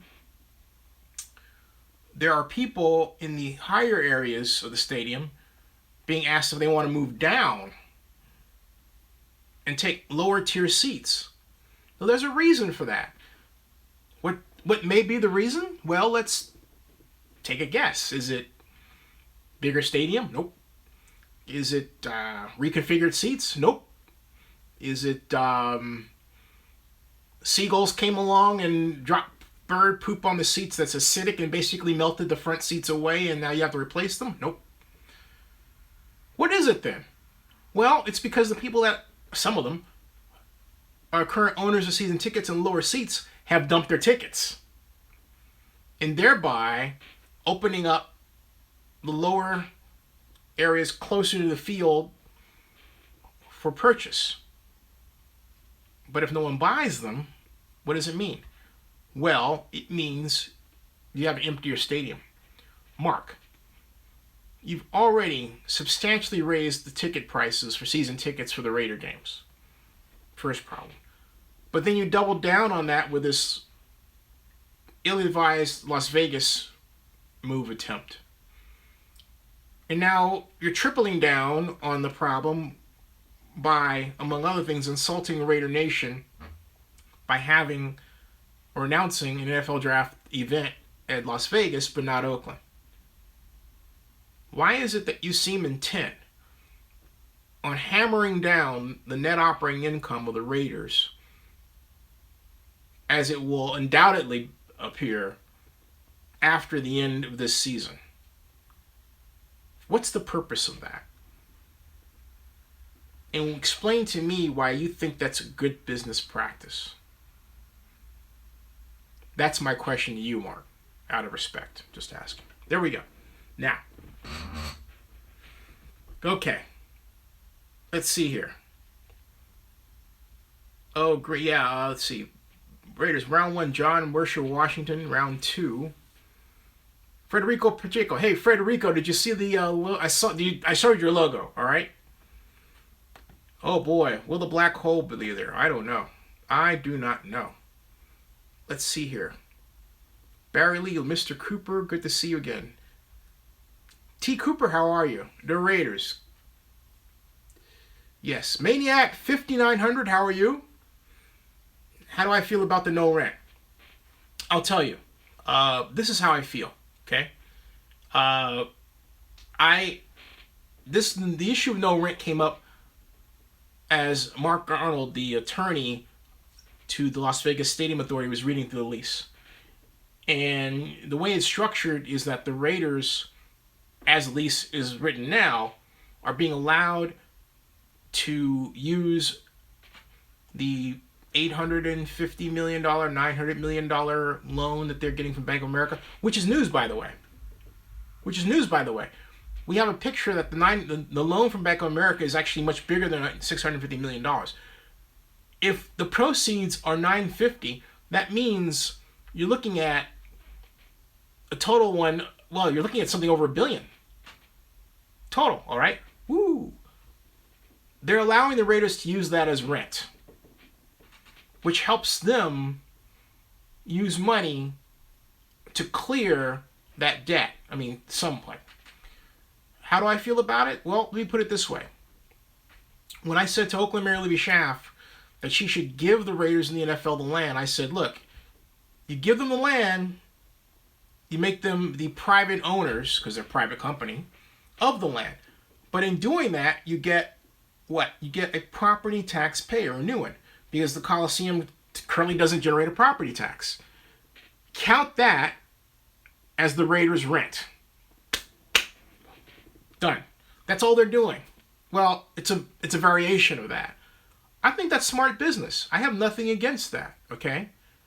I believe it doubles down on how much we, as a city, the leaders, don't understand stadium finance to where we would be that flexible and that deal-oriented, okay? But having said that, it's also a reflection of the fact that this deal is really expensive for the Raiders. It just really, really is. It's going to take a long time. And have you noticed? Well, you didn't because you didn't watch the meeting. But the meeting talked about the lease. Overall, there aren't people really excited about this thing. They're like, oh boy, it's more. Oh my God, do we really want this? I can have this consistent feeling that a good group of people in Las Vegas, perhaps 60%, will be very happy if this was never foisted upon them at all. That is the impression that I get. I have never seen a situation that felt more like a funeral in the city that was supposed to get the football team than in Las Vegas. Keep that in mind. Dustin Scott, screw the Raiders, man. Tattoos on my arms, dressers full of gear, ticket stubs dating back to when I was a toddler, and I'm giving it all up. Wow. Okay. Let me scroll down and see what I missed. Let's see. Mark Davis needs to get a wake-up call. I agree. Donis, how are you? How you doing? It says, do you think he will respond to your questions? Don't know. I do know, however, that Clark County Commissioner Steve Sisolak didn't exactly like that I pointed out that the stadium's tax rate was lower than it should be. But hey, look, as I said before in videos, I'll say it again. If we're going to lose out to Las Vegas, I want it to be for the right reasons. I don't want to lose out to a city and an organization and effort that is not top-notch, that has not thought this through, that has not done proper urban planning. That is what I'm after. Now, okay. I can't blame you, Dustin. Miguel Rose. Mark Davis needs to get a very big... Okay. Hey, Dustin, Miguel, can you stop doing that? All right? I mean, I get it that you're upset, okay? But I want comments that are more respectful for this reason. If he turns around and changes his mind, Mark Davis, and elects to give us in Oakland the state-of-the-art stadium we so deserve, you're going to be singing his praises. So, why do that? Why do that? Oh, by the way, speaking of turning around, changing minds, singing praises, and the Stadium Authority meeting, I have to point out that I have to give a shout out to Bill Hornbuckle, the the president of MGM, who asked some fantastic questions today at the Las Vegas Stadium Authority board meeting, as well as other board members. I criticized them early on for acting like empty suits, afraid to ask questions. I guess maybe they were reading Twitter because they turned it around and started letting them rip. Good. That's good. Do not fear to ask questions about this deal, Las Vegas, particularly given the track record of the Raiders. Consider what I'm telling you fair and just and honest warning. We know how to work with the Raiders here in the Bay Area. The trouble is that a lot of us who know how to work with the Raiders weren't allowed to do so. The Raiders are a fantastic organization with great people.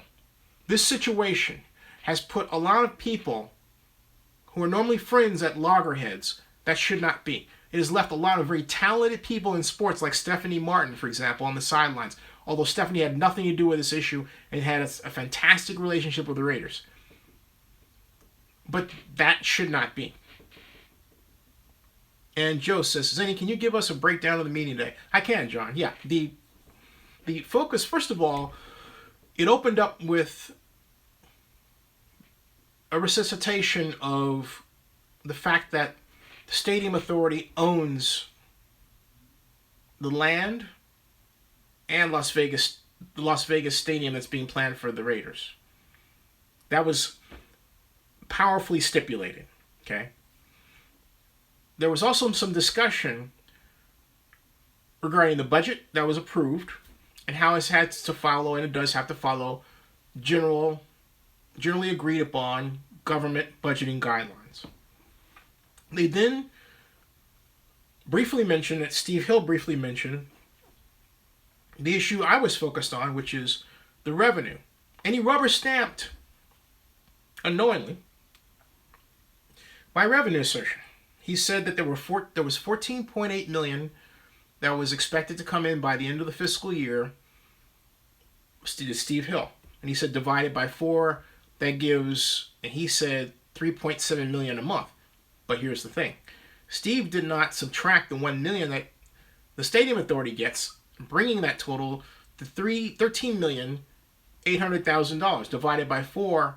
That's $3.45 million. $3.45 million times 12 is $41,400,000, which is approximately $1.9 million less than the debt service, the level debt service on a bond, $750 million, 30 years annual payment at 4% interest.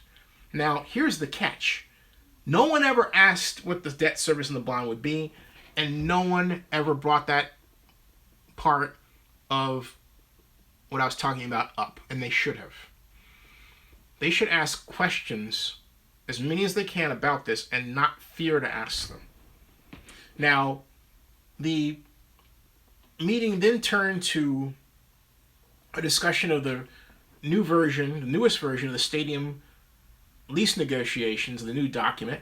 It was about 86 pages, and where it was. And Mark Arnold, the contract attorney for the authority, gave a great presentation, as he's done before. The upshot of the discussion is, first of all, when are we going to get a lease? And Steve Hill said that if they put a deadline, they could get the lease done by that deadline. I don't think so. I think that was Steve just being Steve. The fact of the matter is, as Steve said earlier during this part of the discussion, the Las Vegas Stadium Authority lease won't be done, he said 3 to 5 months. But really, when you start listening to it, it sounds more like 6 to 8 months. And then you've got to have the development agreement done to finalize the lease, because but in order to get the development agreement done, to know what you're going to build, you've got to have the actual stadium designs done. And prior to that, you have to actually have the cost estimates done. And no one ever said the Raiders were working on that aspect of things. Okay? Now, that doesn't mean they're not. It doesn't mean the Raiders aren't spending a lot of money. Where that money is coming from, absent their own pockets, I would have to say the NFL behind the scenes may very well be helping them. And Jerry Jones may very well be helping. That's only a guess, because they're committing themselves to a lot of pre-development money to be spent. Okay? And it's not clear to me that they have that on their own. All right? So the real question is, who is helping to finance the Raiders' pre-development stadium construction costs? Architecture, consultants, lobbyists, so on. Where is that money coming from? That is an interesting question. Wasn't asked at the Stadium Authority meeting. Now, but I digress. The major sticking point in the lease, among them, was that UNLV still has a sublease outstanding. They're still negotiating. And reading between the lines, it seems like there's still problems. The other problem, well, first of all, the Raiders are the stadium company right now. And as I understood, the stadium company was to be, the Raiders are both stadium company and stadium events company right now. And as I understood it, they're supposed to be separate. But to be fair to the stadium authority members and staff and Steve Hill, the chairman, they did acknowledge it was a temporary situation. So what's coming out of this discussion is, hey, it's going to take a while. I think we're going to be in the next year before this wraps up. That aspect of it. The bottom line is, and this came out in the Stadium Authority meeting, you're not going to see 2020 as the year the stadium's finished and open, which means you can't see the Super Bowl for 2021. That's not happening. So, or 2022. Yeah. And why haven't we signed Beast Mode? I'll find out. Don't know. Henry Flores, Zennie, some time ago you said the city of Oakland and the Raiders are going to meet. Is that still going on? Well, they meet all the time. The city of Oakland consists of a number of different individuals, council members, members of various different, well, council members, the mayor, representatives of Joint Powers Authority. So the door is never completely shut, even though the public eye would allow you to think that it is. Oh, hey, by the way, someone said they saw me on an interview. Where? I still want to know. I'm missing that. Because I didn't see me. John Marks, would you right? Steve Macy, for those who care, San Jose up 3-1 in the second period. Go Sharks! Go Sharks! Zennie should most definitely do an NFL draft live stream. I am going to do one. I will release my NFL draft schedule information over the weekend. Let's see here. Off target, I am live streaming the NFL draft. I'm going to do a combination of still videos, okay, of different interviews with different people, and then live stream. In fact, the live stream will be during the draft, so that you can come down the interview room with me and you can see who gets interviewed, when, and why. I want some help here. And if you see me interview a particular person, take a photograph of that and put that on Twitter. I may figure out a way to do both at the same time, or I may toss a bone to somebody to do that and to help me out with that. A little bit of money, what I can afford to pay them for that, But so I can have some help there, because I'm going to be doing a live stream there, right? And it's hard to just hold the camera in the one hand and you're doing this and trying to make sure everything is done. You're holding it with a 16:9 aspect ratio and all that stuff. So, yeah. Let's see here. I'm looking forward to Sunday night against the Cowboys. Me too. I'm going to stay 2 of the 3. The reason is that, and I'm glad you asked, John Davis, because I'm going to head back that Friday night. And the reason is that, in fact, I'll be on a plane. I should be back. I'm going to go back to Atlanta. I should be back for the night of the second round. But the NFL has made it harder for media to cover the draft past day 1. Day 2, it's okay. Day 3, it's everybody leaves. And I mean, the food is great, and it's there. But see, here's the thing. I don't have a feel for what they're going to do in Philadelphia. What was nice about having it in Chicago for 2 years is that by the second year, you got the lay of the land. What I miss about New York, be it when it was at Radio City, is you knew your way around. When I got my credential, I walk in, turn right, go down to the Grand Lounge, get my table, set up my video camera and bag there, and make my little makeshift office. Go and get my food, sit down, talk and commensurate with people, come upstairs, go onto the main draft floor, say hello, make the rounds, go out, go to Dwayne Reed, get some, extra water, or, whatever else I felt needed. Dwayne Reed's a store that's across the street from Radio City. You get the idea. I knew the lay of the land. Then on Wednesday night, Wednesday night was 21 Club Dinner Night. 21 West 52nd Street. The greatest restaurant in the world. I'd have dinner there every NFL draft night in New York. Every year. I missed that 21 experience. I gotta go and make a special trip. Oh, I love 21. Watch 2 movies. First of all, Wall Street with Michael Douglas and Charlie Sheen. The scene where Michael Douglas playing Gordon Gekko gives Charlie Sheen that $1 million check, that's at 21. The other movie, The Sweet Smell of Success with Burt Lancaster. The scenes where he's eating, where he says, come on, that horse won't jump a fence, talking about the horseradish sauce, that's 21. 21, one of the finest restaurants in the world, well, the country, and my favorite restaurant of all, because it's such a fantastic expression of American culture. And yeah, President Trump and I have a love for 21 in common. That's probably about the only thing, but I'm just kidding. Well, I did sit next, and I point this out because T.I. Howard was pissing me off about Trump. I sat next to Fred Trump's seat with his name on the wall right behind me right here. It's on a video. I got a video about it, okay? In Cap's corner. So to heck with you, T.I. Howard. Ha! Like I said. Just playing. But you did piss me off that night. So anyway, okay. Harry Flores. Zennie, what game are you looking forward to see this season?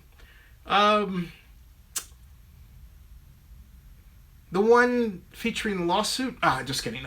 Let's see. Cowboys Raiders. You gotta be. Cowboys Raiders. Broncos visiting those two. The Dolphins. That's history. Miami Dolphins games to me are Coliseum history. Because some of the Raiders' greatest games in NFL history occurred against the Dolphins at the Oakland Coliseum. So, the Dolphins. Yeah. Oh, I'm sorry, John Marks. I missed Maniac 59's question. I apologize. Mark, why did you ask for help from a minority owner as a billionaire? Oh, that's a good question. I don't know the answer to that question, or is another one that I missed. Let me see here. Sorry about that. Yeah, I don't know the answer to that question. I haven't. Let me put it this way: I haven't gotten one. Okay, I don't know.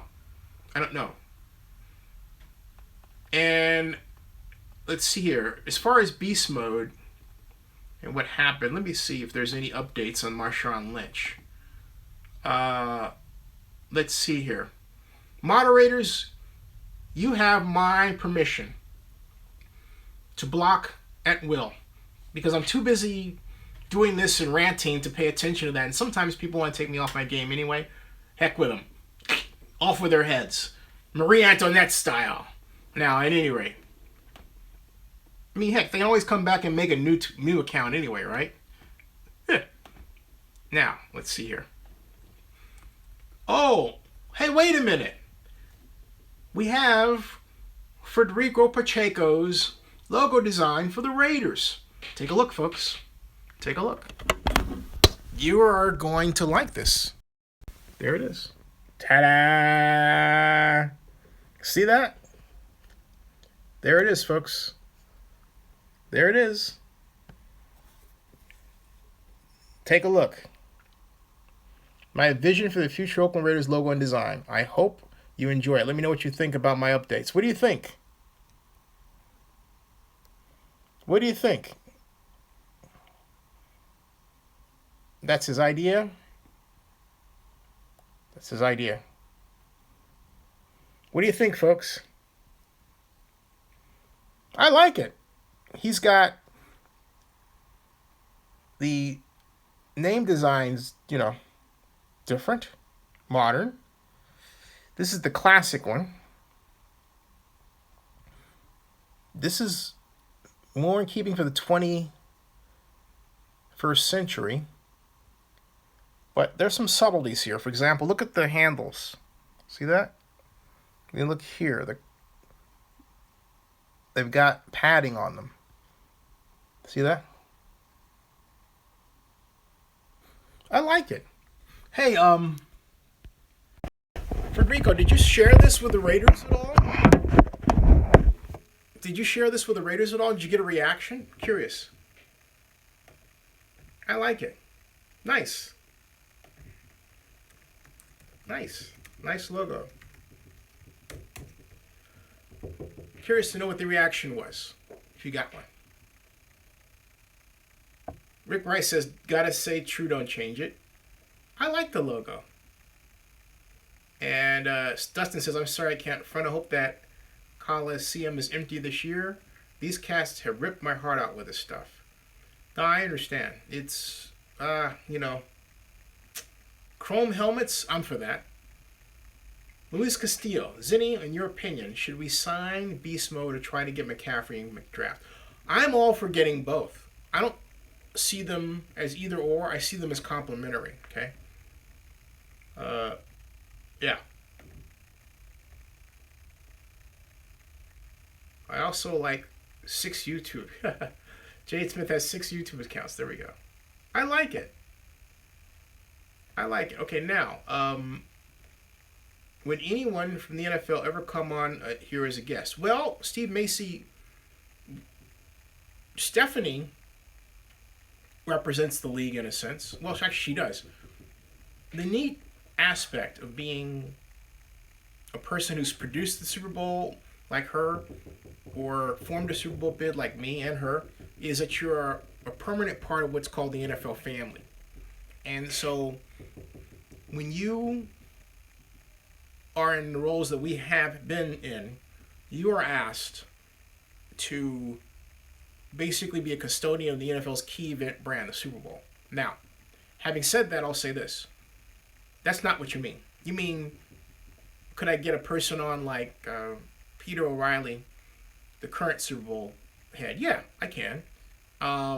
And yeah, I can definitely do that. I've had, I guess you didn't see my live stream from the NFL annual meeting, right? Because I not only had the press conference, I had the coaches talks. I had, for the AFC, I had Jack Del Rio. I guess maybe you missed that.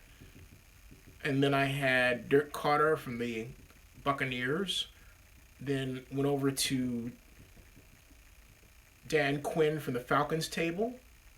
Then I went over to Kyle Shanahan from the 49ers table. So I made the rounds, and they're all NFL people. So it's not, that was all on live. But I mean, if you mean like a sit-down Q&A, just exclusive guest, I think Peter O'Reilly might be that at some point. I'll check around and see if I can get him on. It would be fun to get Peter. Peter is Mr. Super Bowl. I can get a number of former people from the NFL too. So yeah, I can do that. Why not? Oh, you was thinking more from the commissioner's office. Well, yeah, Peter O'Reilly is really from the commissioner's office, or I think Eric Grubman is still mad at me, which is I understand. But hey, look, like I said, I have nothing but the greatest respect and admiration for Eric Grubman.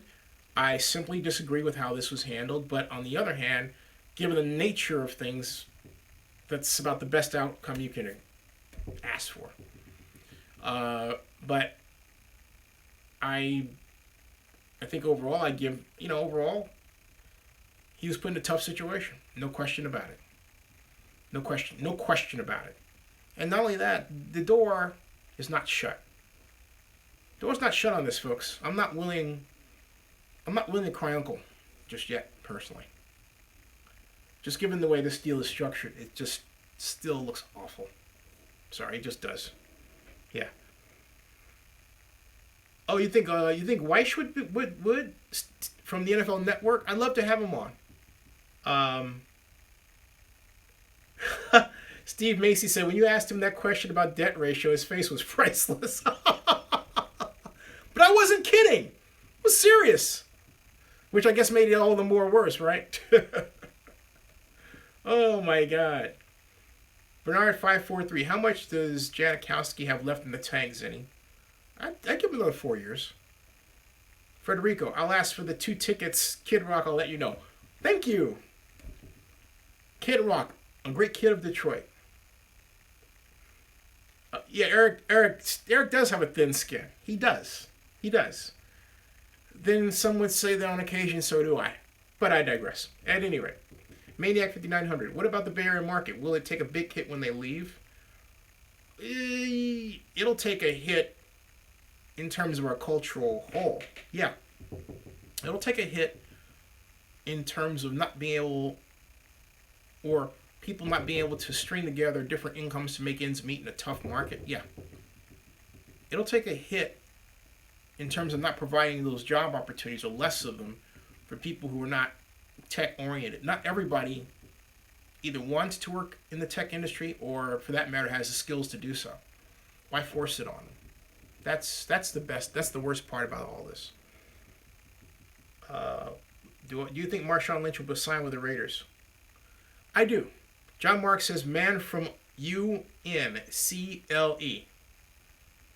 John, are you saying I should get Henry Cavill as a guest? I do want to get entertainers. I want to get a big... Okay, fine. Is that what you're saying, John Marks? Am I missing something here? The man from Uncle? John Marks? I'm asking. Henry Flores, Zennie, if this goes through and... you're saying I'm the man from Uncle. No, Zennie, if this goes through and thus deals as bad as you say, how long would it take for Mark to lose the Raiders and sell his stock? Not long at all. If it goes bad, he's going to sell the Raiders. He said that himself. Miguel Rose, Jerry Jones should be a guest on one of your live streams, Zennie. I'll work on that. Luis Castillo, we need to get our defense help. Hey, by the way, folks, if you go to Zennie62.com, there is on this area called, I'll show you, I'm saying that. Let me show and tell you.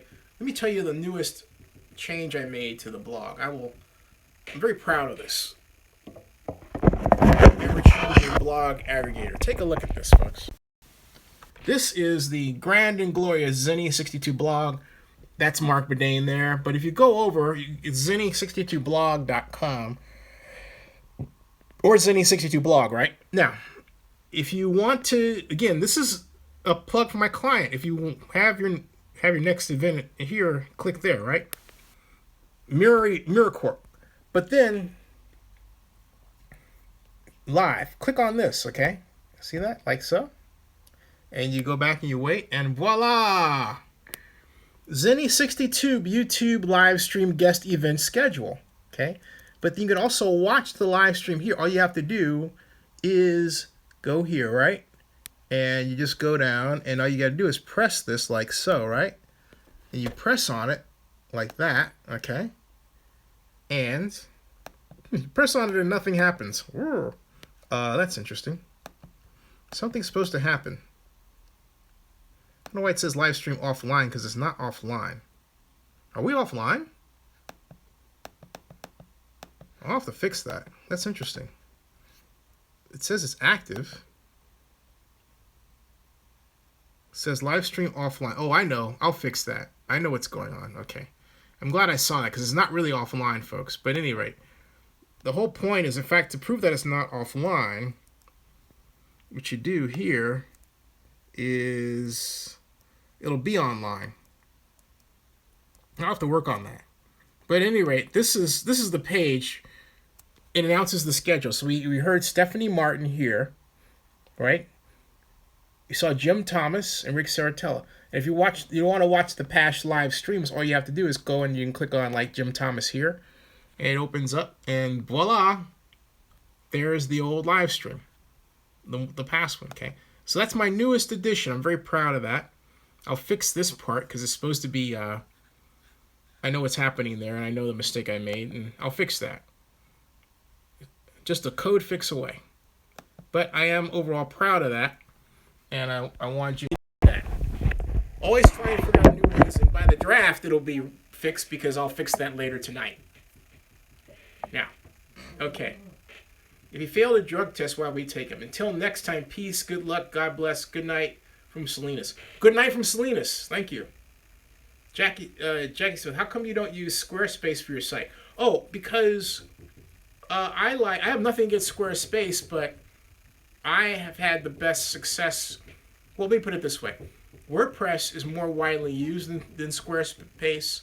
There are more plugins, more different types of themes, and what really started me toward using WordPress on a regular basis is the number of top blogs, news sites that use WordPress and get on, for example, Google News, and not only that, have outstanding search engine optimization, coding systems, and schemes. Like, for example, there's all-in-one SEO, there's Greg's high performance SEO, there's Yoast, and so on. So WordPress, from my experience, is a very superior platform. At the time, in 2010, I switched to WordPress. Squarespace is not anywhere near the content management platform it is today. Having said that, WordPress is the complete content management system. Note I said not blog platform, but content management system. Big difference. Now. All right. Adrian wants to have much. Yeah, Adrian Peterson to me is a China doll. Barry says, what about Brie Larson? Oh, great idea! Talking about Captain Marvel. I like that idea. I am trying to get, and I am on the mailing list of, a couple of people who represent entertainers and producers in science fiction. But on movies you probably haven't heard of before. I'm trying to nail down one for Sunday. I haven't got that person yet. He's actually a first-time filmmaker, but I'm working on it. And I'm trying to get Tracy Birdsall, who I met at Comic-Con last year and interviewed, to talk about her Road Warrior film again. But Tracy, I think, is got something about Skype. She's a wonderful, lovely woman. Really is. Great person. I'll talk her into it. All right, now. Zennie, the NFL needs to legalize medical marijuana for all of its football players. Yeah, and Jerry Jones agrees with you. And Steve Macy said, how I would love to see Adelson step and buy the land the Raiders want. You know what? Yeah, and not only that, you know the Raiders' land price is $100 million? That's right, $100 million, whereas they didn't want to pay anything in the Oakland parlance. Think about that. Now, in 2009, the price for land was $40 million, and then now it's $100 million. I wonder who caused the land price to be driven up. You have any idea? Anyway, okay.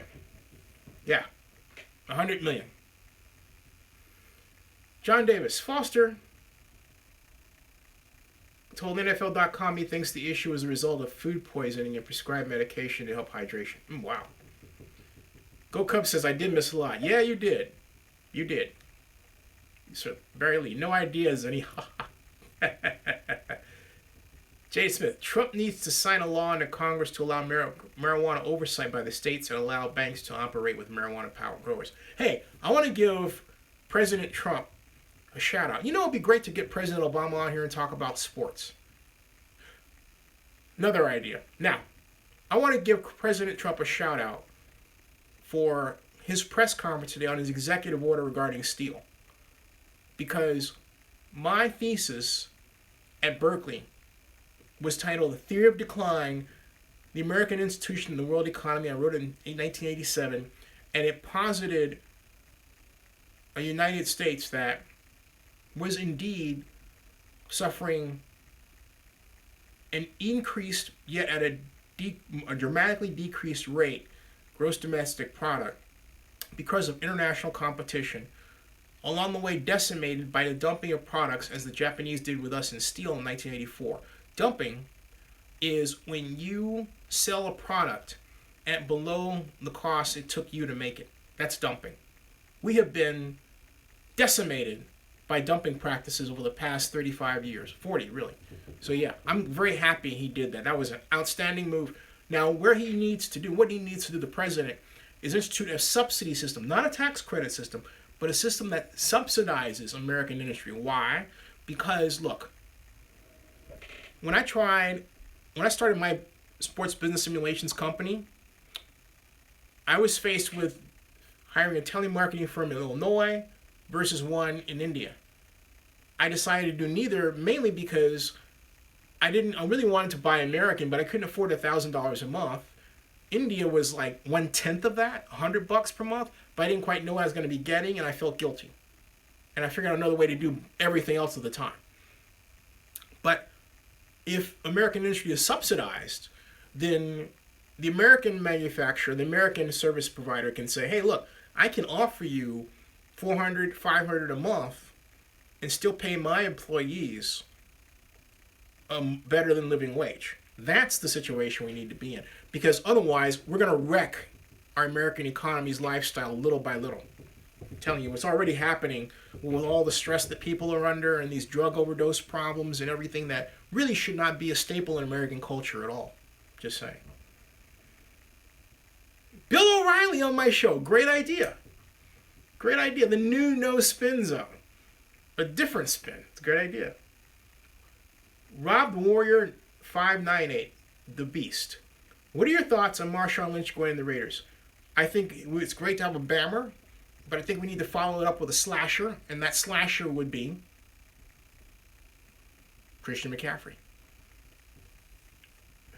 Says I should be the next commissioner. I'm going to tell Roger you said that. Barry Lee. Thanks, Rick Rice. The problem with that bill would never appear because Zennie would tell him the truth. Well, I'll tell him the truth, sure, but he'll appear. I like Bill O'Reilly. I don't like his views, okay? And the sexual harassment issue is just plain, ugh. But I do think that we need to have a conversation about how our society is changing with respect to how men of a certain age approach women in a certain position of power, and how, but also give him a chance to tell his side of the story. You know, I want to hear that, and I want to hear that because the reason why I say that is this. It's too easy today for a person to put up a tweet or a comment about a person they don't know, about details they know nothing about, okay? And if there's thousands of people doing that as one person, and there's media doing it, it makes the job of battling that cacophony of negative content that much harder. Bill O'Reilly insists he is innocent. And if he says he's innocent, and this is the court of public opinion, then he should have his day in court. He really should. If he says he's innocent, that means that somebody on the other end is telling a lie. Who and why? And there are women who've come forward who defended Bill O'Reilly as recently as today on this matter. So, you know, I think we're missing an honest conversation here by everyone trying to rush to Bill O'Reilly's side just so they can demonstrate that they're the good guy, right? And, you know, I'm one of those people that feels that pressure, but you should never be pressured into covering up a lie. If someone out there is lying about Bill O'Reilly, we should know who that someone is. So that's all I'm saying. Now, having said that, Bill O'Reilly expecting a woman to do favors for him because he has invited her on his show is bad. Absolutely bad. And when you have businesses like mine or others, and you take great pains not just to hire women in high positions like Kristen Herrera, who designed the Sports Business Simulations logo and website and was executive vice president for my company, basically my boss, okay? And you take great pains to make everybody feel like they own your company and, you know, own you. When you do that, then you have a person like Bill O'Reilly who acts like he does. It has to make you angry. Straight out. It has to make you angry, okay? No woman should ever be treated like a second-class citizen.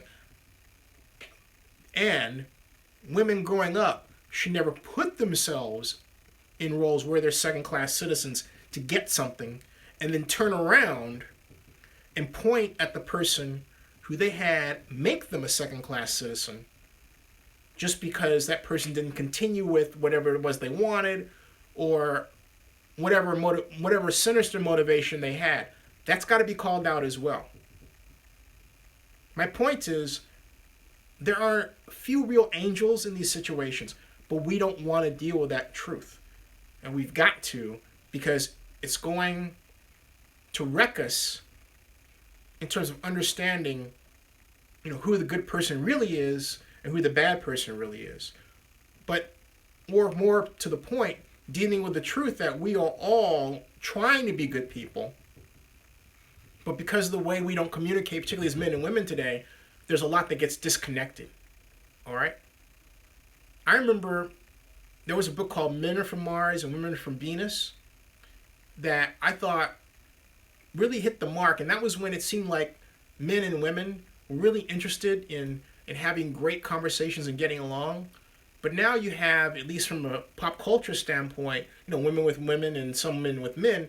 And, I'm sorry, I'm not wired that way. And I'm not saying there's anything wrong with that. No. But my point is, we have moved away from the idea of Mars, Venus, and men and women trying to understand each other better and listen. And we kind of got off that. And it was like a generational boom, right? We got off that. And we need to get back on the practice of Mars and Venus properly communicating. That's lost. Am I wrong? I don't think I am. Okay. Everybody's like, where'd he go? Okay, now. Jade Smith, somebody kiss. John. Okay. Mark needs to be. Zennie, what are your thoughts on Stephen A. Smith changing his point of view on marijuana? I didn't hear him. What are your thoughts on what I just said about Mars and Venus? Anybody? You guys mentioned Bill O'Reilly. Oh boy. Fox News is real news. The Fox News fake news are a total fraud. Okay. Everybody's afraid to touch it. I'm not. Dustin Scott. Zennie, with all due respect, if Carol passes, would be responsible for the estate tax since she is really the owner. She owns the shares. Yeah. And money problems. Okay, so you guys have no view on Bill O'Reilly and Mars Venus. Okay. Cowards. Cowards. Come on. Whatever happened to that female empowerment part of you? Oh, boy. Okay. Let's see. Colorado marijuana. You guys are stuck on marijuana. Oh, boy. Jeannie Buss should buy the Raiders. I like that idea. Rick Rice. Mark Davis should replace Bill O'Reilly at Fox News. Oh, no. Oh, gosh. No. The Beast. Okay. Barely. Sorry, Zennie. It's hard to concentrate at times because I'm scanning all the chat comments. Oh, I get you, Barely. Thanks. It is 12:29. All right, folks. I'm gonna sign off. It is 12:29. I've been on since 10 o'clock. This has been a great 2 hours and 30 minutes. Thank you all very much. Thank you all. Once you become mayor, will you still build a stadium? And if yes, why? Steve, I will, and I'll present that in a video. Because if I explain to you why, I'll be on for a lot longer, and I'm exhausted. Good night, everybody. Good night. Good night, everybody. Good night. Wax on, wax off. Wax on, wax off. Hey, special Saturday live stream. Saturday live stream.